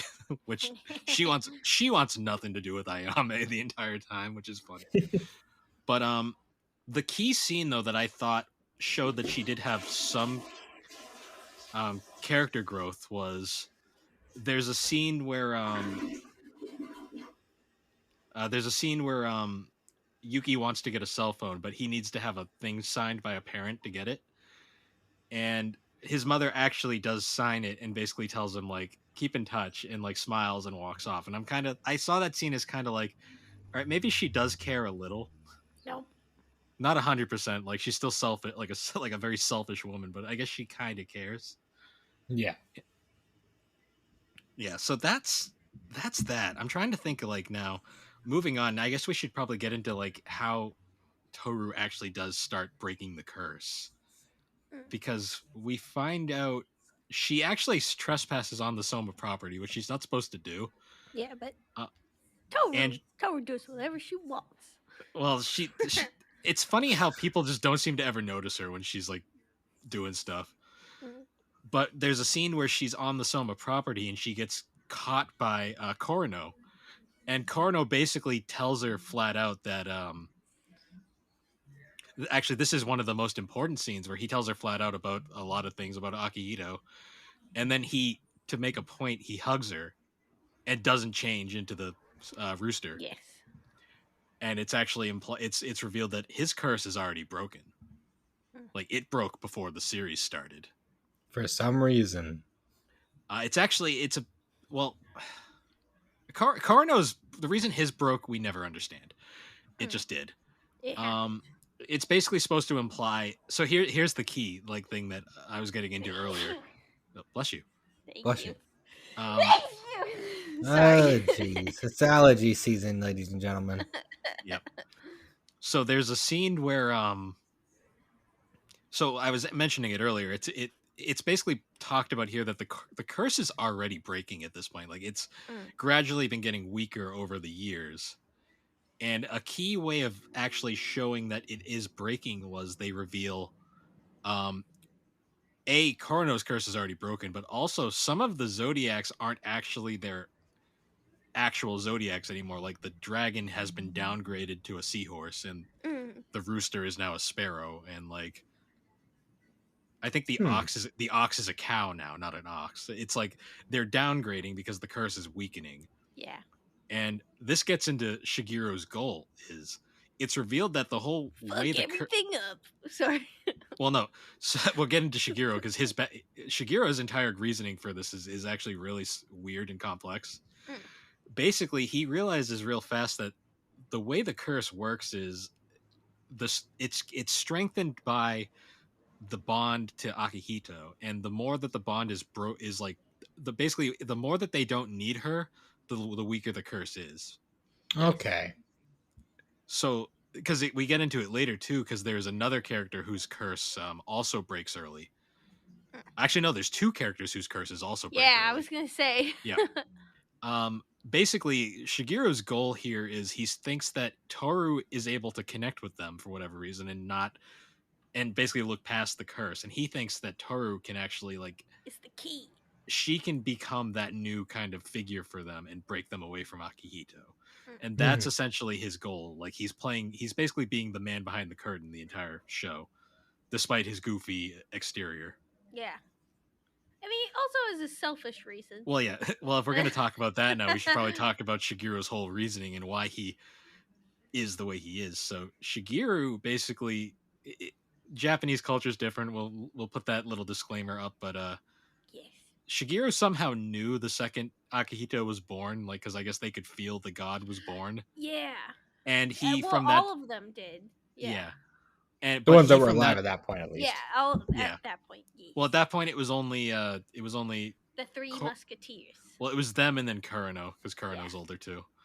But yeah. So basically, the second she was born, he basically had the thought of like he was born to love her essentially, and it's a very weird kind of overarching plot that never gets super explained. But he's essentially her lover for all intents and purposes. Yeah. And at one point, she cheats on him with Corno for like no reason. And to spite her, he cheats on her with her mother. Which is fucking I hilarious. forgot Like that. when that was revealed, that was like one of those moments where I lost my shit. Like, Yeah, and that's and that was one of the like reasons why he is one of my favorite characters in this whole show, is because he's just like, yo, you gonna do me like that? I'll do you one and fucking double down on you, lady. Like, and it was all because he was wishy-washy and didn't like give her a true answer about like his attachment to her, and she got weirdly psychotic about it. But cheating, They're both kind of psychotic. yeah. Well, Akihito got so mad about him sleeping with her mother that's why he's kicked out of the mansion and he lives in his little house off on the side, because he's not allowed to be there, and she's basically forced him out at this point. But he's still close enough to, basically, she won't let him go far, but she also doesn't want to see him right now. Yeah. They're on a break. In a sense. But yeah, but also while Toru is in the Soma compound, she also runs into this little girl character who is later revealed to be Majomi's little sister. And but she was born after her mother erased her memories, so for all intents and purposes she's not his sister, but she is. But she somehow knows he's her brother. It's a weird, confusing thing. Instinctually she's like, I really want you to be my brother, and he's just like, he's like, I could be. Turns out. But so that's another key though to the whole curse breaking thing, is once like they finally like accept each other as brother and sister, and Majomi kind of realizes that she is his sister. He realizes he has something else to care about in the world, and his curse breaks, because that's why Majomi's curse is broken later on. Yeah, because he was like one of the first people to break their curses after the rooster guy. Yeah. Well, he's the first one. He's the first one on screen, because it's actually shown that once his curse breaks, like Akihito loses her shit, because like she has no control over him anymore. That's the thing. Like, he can do whatever he wants, and she's so desperate for him not to leave that she basically like is like she's basically threatening to kill herself.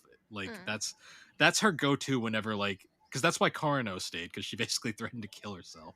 It was one of those things, and it gets really it gets really dark. Well, it's like she tries to manipulate them, but it doesn't work because he's like, I don't fucking care. Bye. Yeah. and then off screen we also get the other character whose curse broke early, which was Hiro. And the reason Hiro's curse broke early is because his mom gave birth to a little sister, and now he has a little sister to care about, and that's more important to him. So his curse also breaks. It's pretty wholesome. That was a pretty wholesome curse breaking moment. Yeah, they kind of brush Hiro's curse breaking under the rug. Like, it just literally shows him walking with Kisa, and it's like, oh yeah, your curse broke. That must be cool. And it's like, what? So moving on now, we get to season 3, and season 3 is probably where like the biggest climaxes start happening for everything. Like we mentioned earlier, like Majomi grew up for no reason. Oh my god, he's hot. No, that's a great scene though. I love his introduction scene though, because he's like walking through the school and all the girls are like, oh my god, who's that guy? Like, wow. And then it cuts to him with the bunny backpack walking with Toru, and they're all like, oh, never mind. Same energy as the bike. Yeah. There's a lot of expectation, like subversions in the show, which is great. So yeah, this entire season, so season 3 unfortunately was rushed, and a lot of stuff had to be cut towards the end of the manga.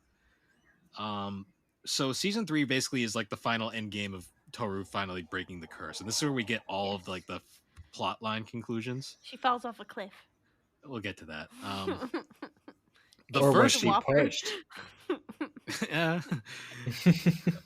Well, the first major, so this season starts, and the first major plot reveal isn't really tied to the Soma stuff. It's actually, we get Machi's backstory.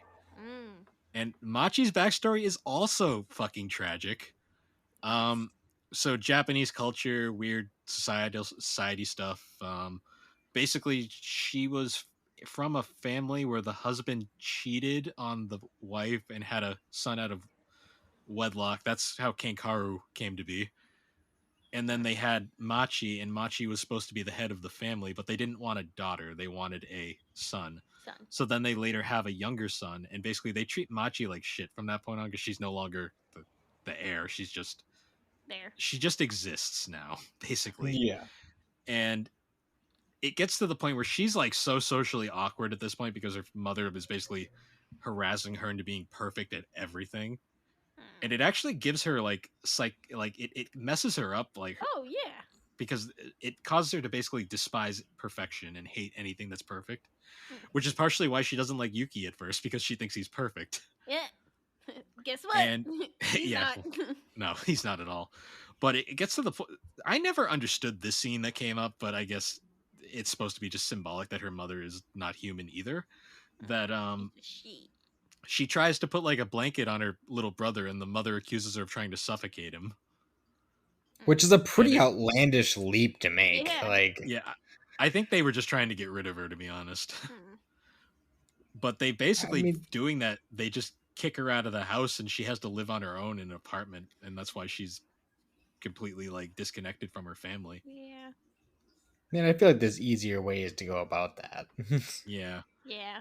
But it's implied too that they're still kind of they're No. still in contact with her though, because there's a point where like her mother calls her on the phone is just criticizing her over the phone, and it's like, damn, like leave the poor girl alone. Just leave me alone. Right? You already kicked me out. You already pushed me out of the family. What do you want from me?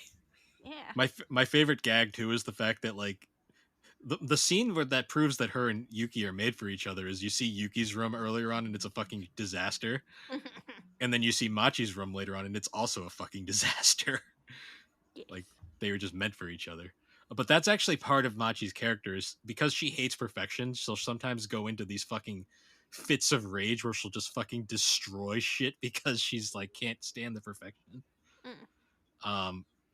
It's very extreme, but it's also played for laughs, but also not. It's an interesting dynamic. Yeah, but there's a scene basically where Yuki and Kenkaru go visit her because she's been shut up in her house all day, and they also have to go clean her room because it's a disaster zone. Because she can't walk.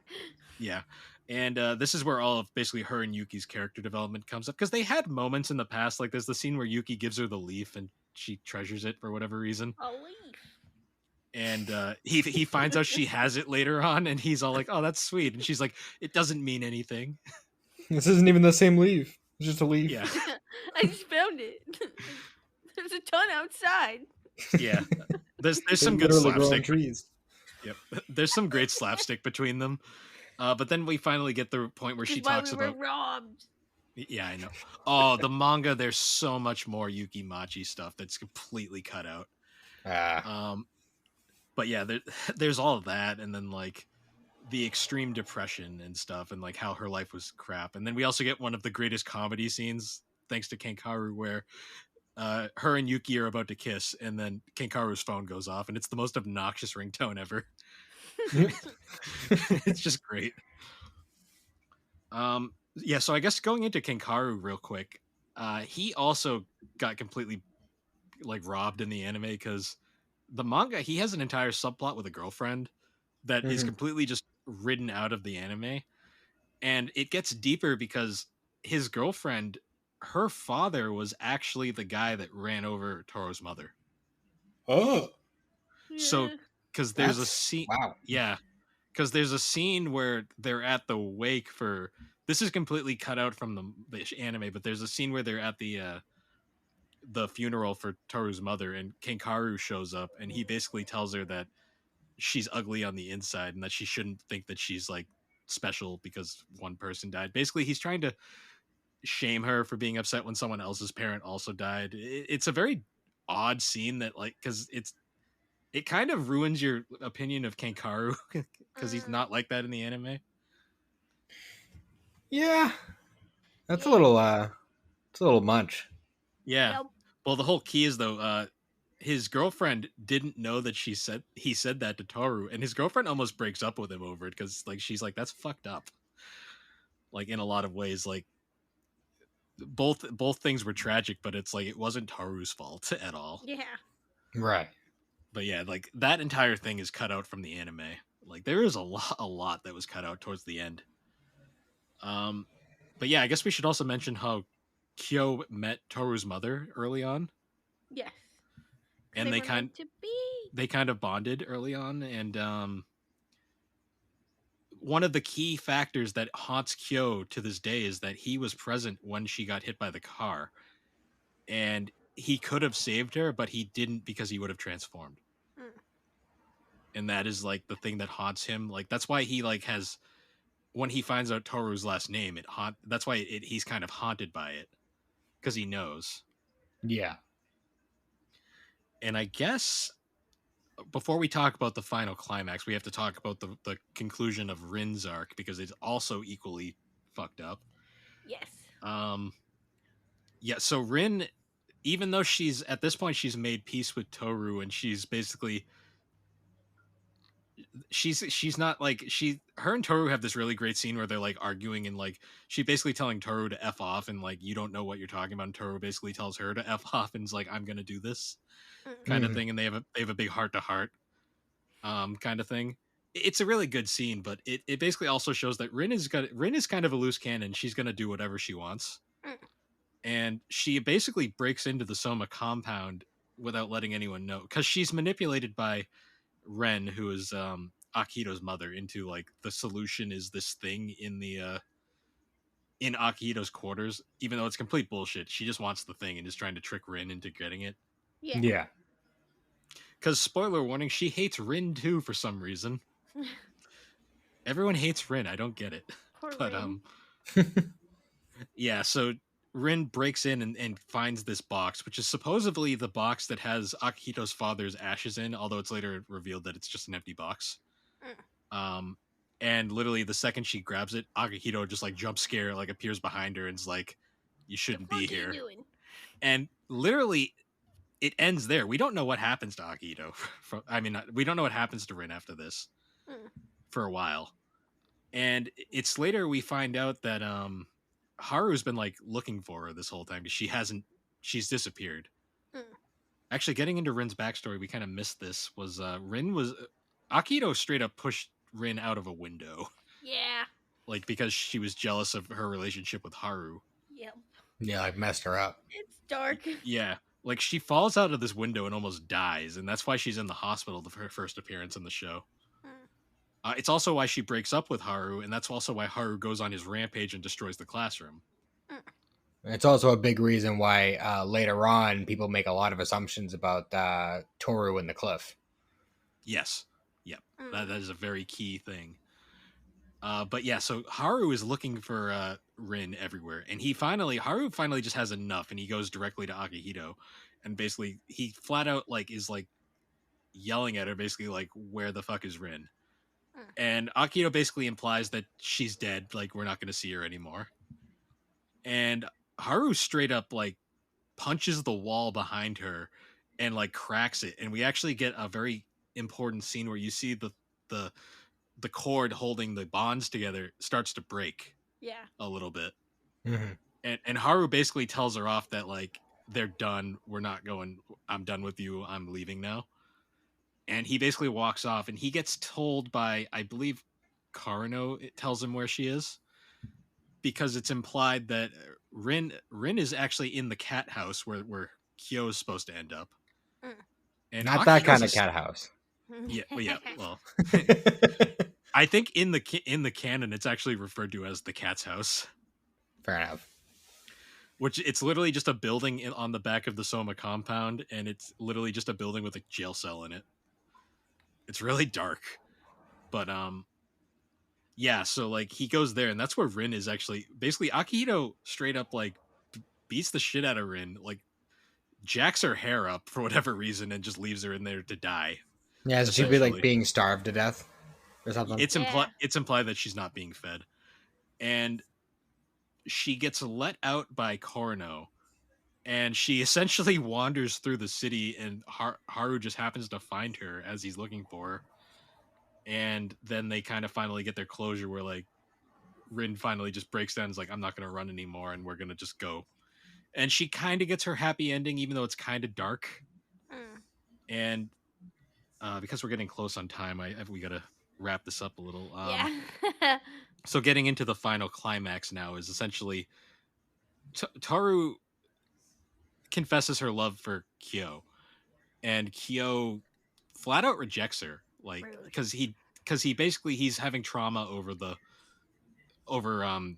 he feels like he's responsible for her mother's death. Yeah. And because of this, he runs off because that's just kind of what Kyo does. Little bitch. And during this point, the only person left at the house is Toru, and this is after Akihito's having her mental breakdown because Haru's left her. Everyone's leaving left and right. Leaving. She stabbed Karno in the fucking back. That's why she has the knife. Yes. She sees Toru, and she's basically like having a breakdown where she's like, "This is all your fault." And she just straight up starts slashing at Toru, and Toru's basically just telling her to stop and like not even fighting back. And they end up she ends up chasing her up to this hill, and like Toru basically just goes, "Look, we could be friends. You don't have to do this." And she reaches out for her arms, like to like as like a handshake kind of friendship thing. And then just as she's about to do it, fun fact: this is also the cliff where Toru's like tent was that got buried because it was collapsing. Like I didn't even realize that. Yeah, that's kind of the implication of why the cliff collapses. And just as they're about to make contact with like the handshake, the cliff collapses and Toru falls straight up to the ground. Dead. And Akihito basically like goes into ad, please. I fucking hate that video. But there's a video of that stupid Whopper ad that's been going on lately, just playing over that scene, and it's very uncomfortable. Right when she falls off the cliff. You'll have to send it to me because I'm not familiar with the Whopper ad. I'll find it. Yeah, but it's so Akihito goes into full hysterics at this point and is like losing her mind because she thinks that she just killed someone else. And actually, I don't even think Akihito's ever killed anybody now that I think about it. Heavily injured. Yeah, so I think she's like actually traumatic about this. And basically Kyo hears about it and he just runs after her. And you get to you get to the cliff and she's basically Yuki's already there. And she's just like bleeding and like not moving, and they think she's dead. And Kyo basically like apologizes and basically because he's like, this isn't what he wanted, and gives her a kiss. And then it cuts to she's taken to the hospital, and now this is kind of where Kyo won't even go visit her in the hospital. He's just going off on his own because he's got to face off now against all his demons, and the first thing he has to do is he confronts his biological father. And this scene is really effective because he just straight up basically like doesn't even go in confrontational. He just basically tells him like, you're drinking again, really? Like, is this it? And he basically tells him that he's not going to be kidnapped, he's not going to be trapped, he's going off on his own. And he runs off. And it's also implied by this point that Akihito actually visits Toru in the hospital, and basically they make peace finally. And she's basically letting all of it go. Because there's actually a point later on where like there's a phone call from Kyo's dad basically telling Akihito to go get him, and Akihito's like, no, just let him be. I'm not doing that anymore. He's free. He's free to go. But now we get to the there's another big scene too that's very important where Kyo is basically hiding up in his room the whole time and won't come out. And this is where Yuki basically just fucking tells him to grow the fuck up, and like basically explains that like Yuki wanted everything Kyo had and Kyo wanted everything Yuki had, and that's why they have this such polar opposite feelings like towards each other. Because Yuki wanted to be free, Kyo was always free to do whatever he wanted, and Yuki was always trapped, and Kyo wanted to be included, kind of thing. Yeah. So now we get one of my favorite scenes in the anime where Kyo basically goes to finally see Toru, and he meets her just as she's coming out of the hospital. And this is like one of my favorite like endings to an episode ever, where like you see Toru coming out with Saki and Ariza and she's kind of coming out slowly because she's injured still. Yeah. And literally there's a pause where she looks over and sees Kyo standing there, and you get kind of this like thought like, oh, they're gonna reunite, it's gonna be very nice. And then it just jump cuts, pauses to far away, and then you just see it shows a cut of Toru going and then just running off at the speed of light. And then Kyo just kind of dies inside, and it's literally one of the best scenes in the thing. And it's even better because the episode ends there, and then the next episode starts, and we get to see it again, just because. Yep. And then it literally Kyo chases after, and Kyo's whole response is literally, "You just got out of the hospital. You're not supposed to be running." And there's another great scene where like he catches her finally, and it's like, "Can we talk?" And then Toru just like video like tape reverses out of there and goes the other way. She's like, nope. To the point where everyone's like, he got rejected, I see. Good. And then finally, the most important scene is he catches her finally, and she's basically doesn't want to confront him because she thinks he's going to reject her again. And he finally gives in, and he's like, no, sorry. We're going to put up, I'm stupid. He basically says like, I don't care about the whole, even though life's going to be hard being the cat. He's like, I don't care. I just want to be with you. And they finally kiss. And if you look very closely at this scene, something that you've kind of seen earlier on was like when Korono's curse broke earlier in the flashback, you saw all those feathers appear. If you watch very closely here, the second Kyo and Toru kiss, you actually see the feathers for a brief like second, implying that that's when the curse broke. Because they realize as they kiss, they also hug and they don't change. And Kyo kind of has this realization, and he immediately rips the beads off, and he doesn't change.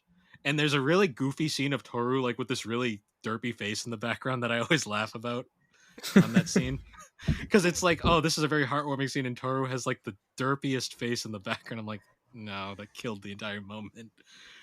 But then simultaneously, every other curse breaks from here except for Yuki's. Because like it's like literally you go down the line, because like when the curse breaks, they all cry for some reason. I guess kind of because they're finally like free. And yeah, like because it's a big it's like a big shift, because like the bond from their curse kind of like in a way their personalities kind of form around that. And once the bond is broken, it's kind of like they feel kind of lost and don't really know who they are at first. Yeah. And the whole thing here is like you go to each one of them, and they all kind of like, a lot of them get very brief moments. Like Shigeru's is fun because he kind of comments, he's like, so that's what it feels like. And you get to a bunch of them, they all just kind of, it's very like brief scenes where they're all just very like, they all are just realizing they're free. The deepest one is when you see Rin, because she's just like in full hysterics, and like she's basically saying like, how can you guys be so accepting, like I still hate her for everything she did. And it's implying too that even with the curse broken, like that doesn't just heal everything, they're still going to have the traumatic scars. Of course. And then we cut to basically everyone's healed except for Yuki, and it cuts to Yuki getting a phone call from Machi, and he's basically like, where are you? I want to see you now. And he basically runs off to go meet her.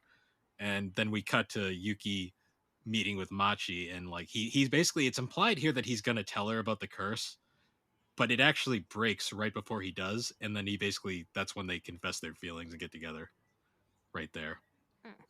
And the show basically wraps up from here. Like you get all the characters like going to the final banquet where like Akihito reveals she's a woman, and it's basically, it cuts off where they all basically go on, like Toro's gonna go with Kyo up to the mountains because he wants to train to become a karate master, and they're all going off to college and live their own lives now that they're free. Yeah, like Shigeru's living with Agahito now, like living his own life. Oh yeah, there's the Korono Ariza side plot that I kind of ignored because it's kind of weird, and there's that. Yeah, but like all the characters go off, and then we cut to the future, the flash forward scene where you see the future where you get Kyo and Toru's granddaughter like meets up with her daughter-in-law, and then like goes to see, you see them basically off in the corner, and they're still together even as like an old married couple, and that's how it ends. That was the heavily abridged. That was the heavily abridged version of Fruit Baskets. Yes. And it still took over 2 hours to tell. Oh yeah. Yes. God, it's such a deep, complex story, and I guess like to wrap it up, like final thoughts. Matt, I'll let you go first because you were the newbie to this one. Like, what did you think of it overall? I mean, overall, it was definitely a very enjoyable ride. I mean, there was definitely points where it was kind of like, all right, let's get to the next thing. But for the most part, like, I really enjoyed a lot of the characters. I understood where they were going with a lot of it, and I appreciated a lot of the character development that went along the way. I will say though, since you brought up the whole end scene of them as like an old married couple, if I'm being totally honest, I did not like that scene at all. No. No, because it's just like because before they did the jump forward thing, they did the whole it's kind of like the stereotypical like today is the first day of the rest of our lives. Where all these people are going off to college. Then you got Kyo and Toru going off into the mountains or whatever that they were doing. Fuck. No, sorry. But they were all going off to live their lives, and then it's like all of a sudden it jumps forward. It's like okay, so nothing interesting happened to them when they were what throughout their entire lives. It just jumped to them being an old married couple, and that's all that really mattered out of that. Like, so it was very much supposed to be left ambiguous, and to the point that I guess to add a little context, Fruit Baskets Another does confirm that like they all had kids, obviously, and that they all essentially the kids. Fruit Baskets Another is very interesting because it's like the central character is actually like the polar opposite of Toru, where she's the outsider with the shitty like upbringing and like crappy like personality to start, and like she's surrounded by all the Soma children, and they all lived like basically perfect lives because they had perfectly loving parents, right? And you get a little what's an interesting thing about Fruit Baskets Another is it actually you don't actually like ever see like the main cast. They're only seen like from behind or like from like the neck the like neck down or something. Like you never see them full face on because it's not supposed to be their story. It's about the kids, and it's a cool thing like that. Yeah. Well, I mean, just for me, it's like one of those things where, like, I mean, obviously, you guys have seen Full Metal Alchemist Brotherhood. Like, how it ends with like everyone's going off on their own journeys. Ed's going to the east. Al's going to the east. Ed's going to the west. They're going off on their journeys, and you get like little glimpses of stuff like a little bit ways down the line, but like that there was adventures and there were stories to be told, even though we don't see them. But with Fruits Basket, it's like the opposite of that. It's like, okay, we're about to go off on our journey, and we're old. Yeah, it is a little abrupt. It's a lot nicer in the manga because the manga very much kind of just like goes like it's very more of like a happy ending kind of thing where it's like they lived happily ever after, and that's yeah. Well, I mean the whole show. The reason I like this show so much is because it's very metaphoric in a lot of ways.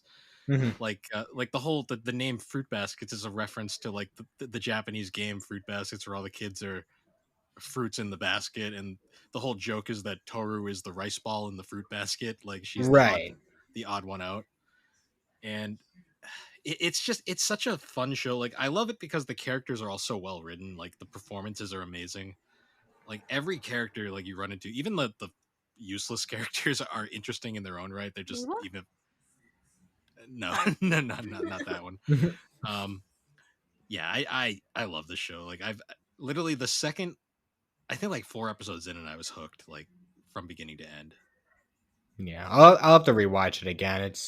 I will recommend rewatching it just because it's one of those shows where you catch a lot more things the second watch. I get that. It's like there's a lot. I've seen a lot of shows that are kind of like that. Like I mentioned Baccano when we did the Anime Fight Club, and that's another one of those series where I personally recommend watching it a second time after you watch it the first time because there's a lot going on. It takes a little bit to kind of get used to all the characters and when certain things take place and stuff like that. So yeah. All right, and to wrap it up now, Alex, what are your final thoughts? I was gonna try and take an awkward pause. I mean, I as someone who watched the original series and then watched this one, I mean, I loved this one so much more. I think I cried about almost 90% of it because it was just so sad. But I just loved it, and I was just so happy that they continued the story because I definitely remember being in the audience and being very disappointed when the show ended and like the story was never finished out. Oh yeah, So that incredibly abrupt ending that like yeah, and that was it abruptly ended there, and there was so much more. So I was so happy, and it was also fun that like Bill got super into it too because it was one of I the it was I one of the highly first of oh many sorry. shows I recommended Bill Yep. to watch, and that he ended up really liking. So I have great taste, and that is all. Yep.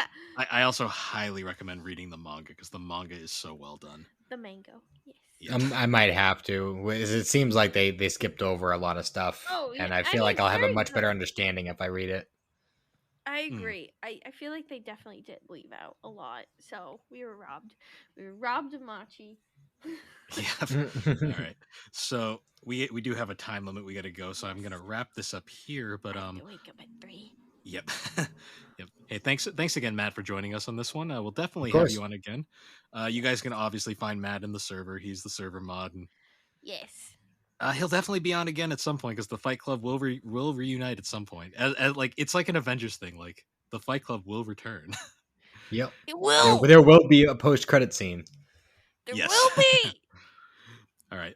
But anyways, guys, once again, thank you for joining us on the Gaming and Collecting Podcast. The Gaming and Collecting Podcast can be found on all your major podcasting platforms, particularly Apple Podcast and Spotify. We are made on Spotify for podcasters, and you can find all our links at linktree/the Barbecue Games, and you can join our Discord server where Alex posts a lot of cursed shit and the anime gifts and stuff. It's a fun time. But until and now as we drive off into the sunset. Sorry, guys, I I live on a don't sound rotary. like Macho Man. I don't sound like that. Oh wait, hold on. Telling me I do. Real quick, I gotta bring this up. What's with the pickle barrel thing? You said you were gonna bring it up. Oh, right. Oh, yeah. So what we'll end it off with this. Our mother has a tendency to we call them momisms because she'll forget the name of things, and for some reason she thought fruit baskets was called pickle barrel. Oh, that's great. Yeah, we love our mom. It's her We do. thing. We We enjoy. love you, Mom. But yeah, that's where pickle barrel comes from. All right, I dig it. I'm gonna call it that from now on. Nice. Pickle barrel. All right. And with that, guys, we will see you all next time. Bye. See ya. See you later, guys.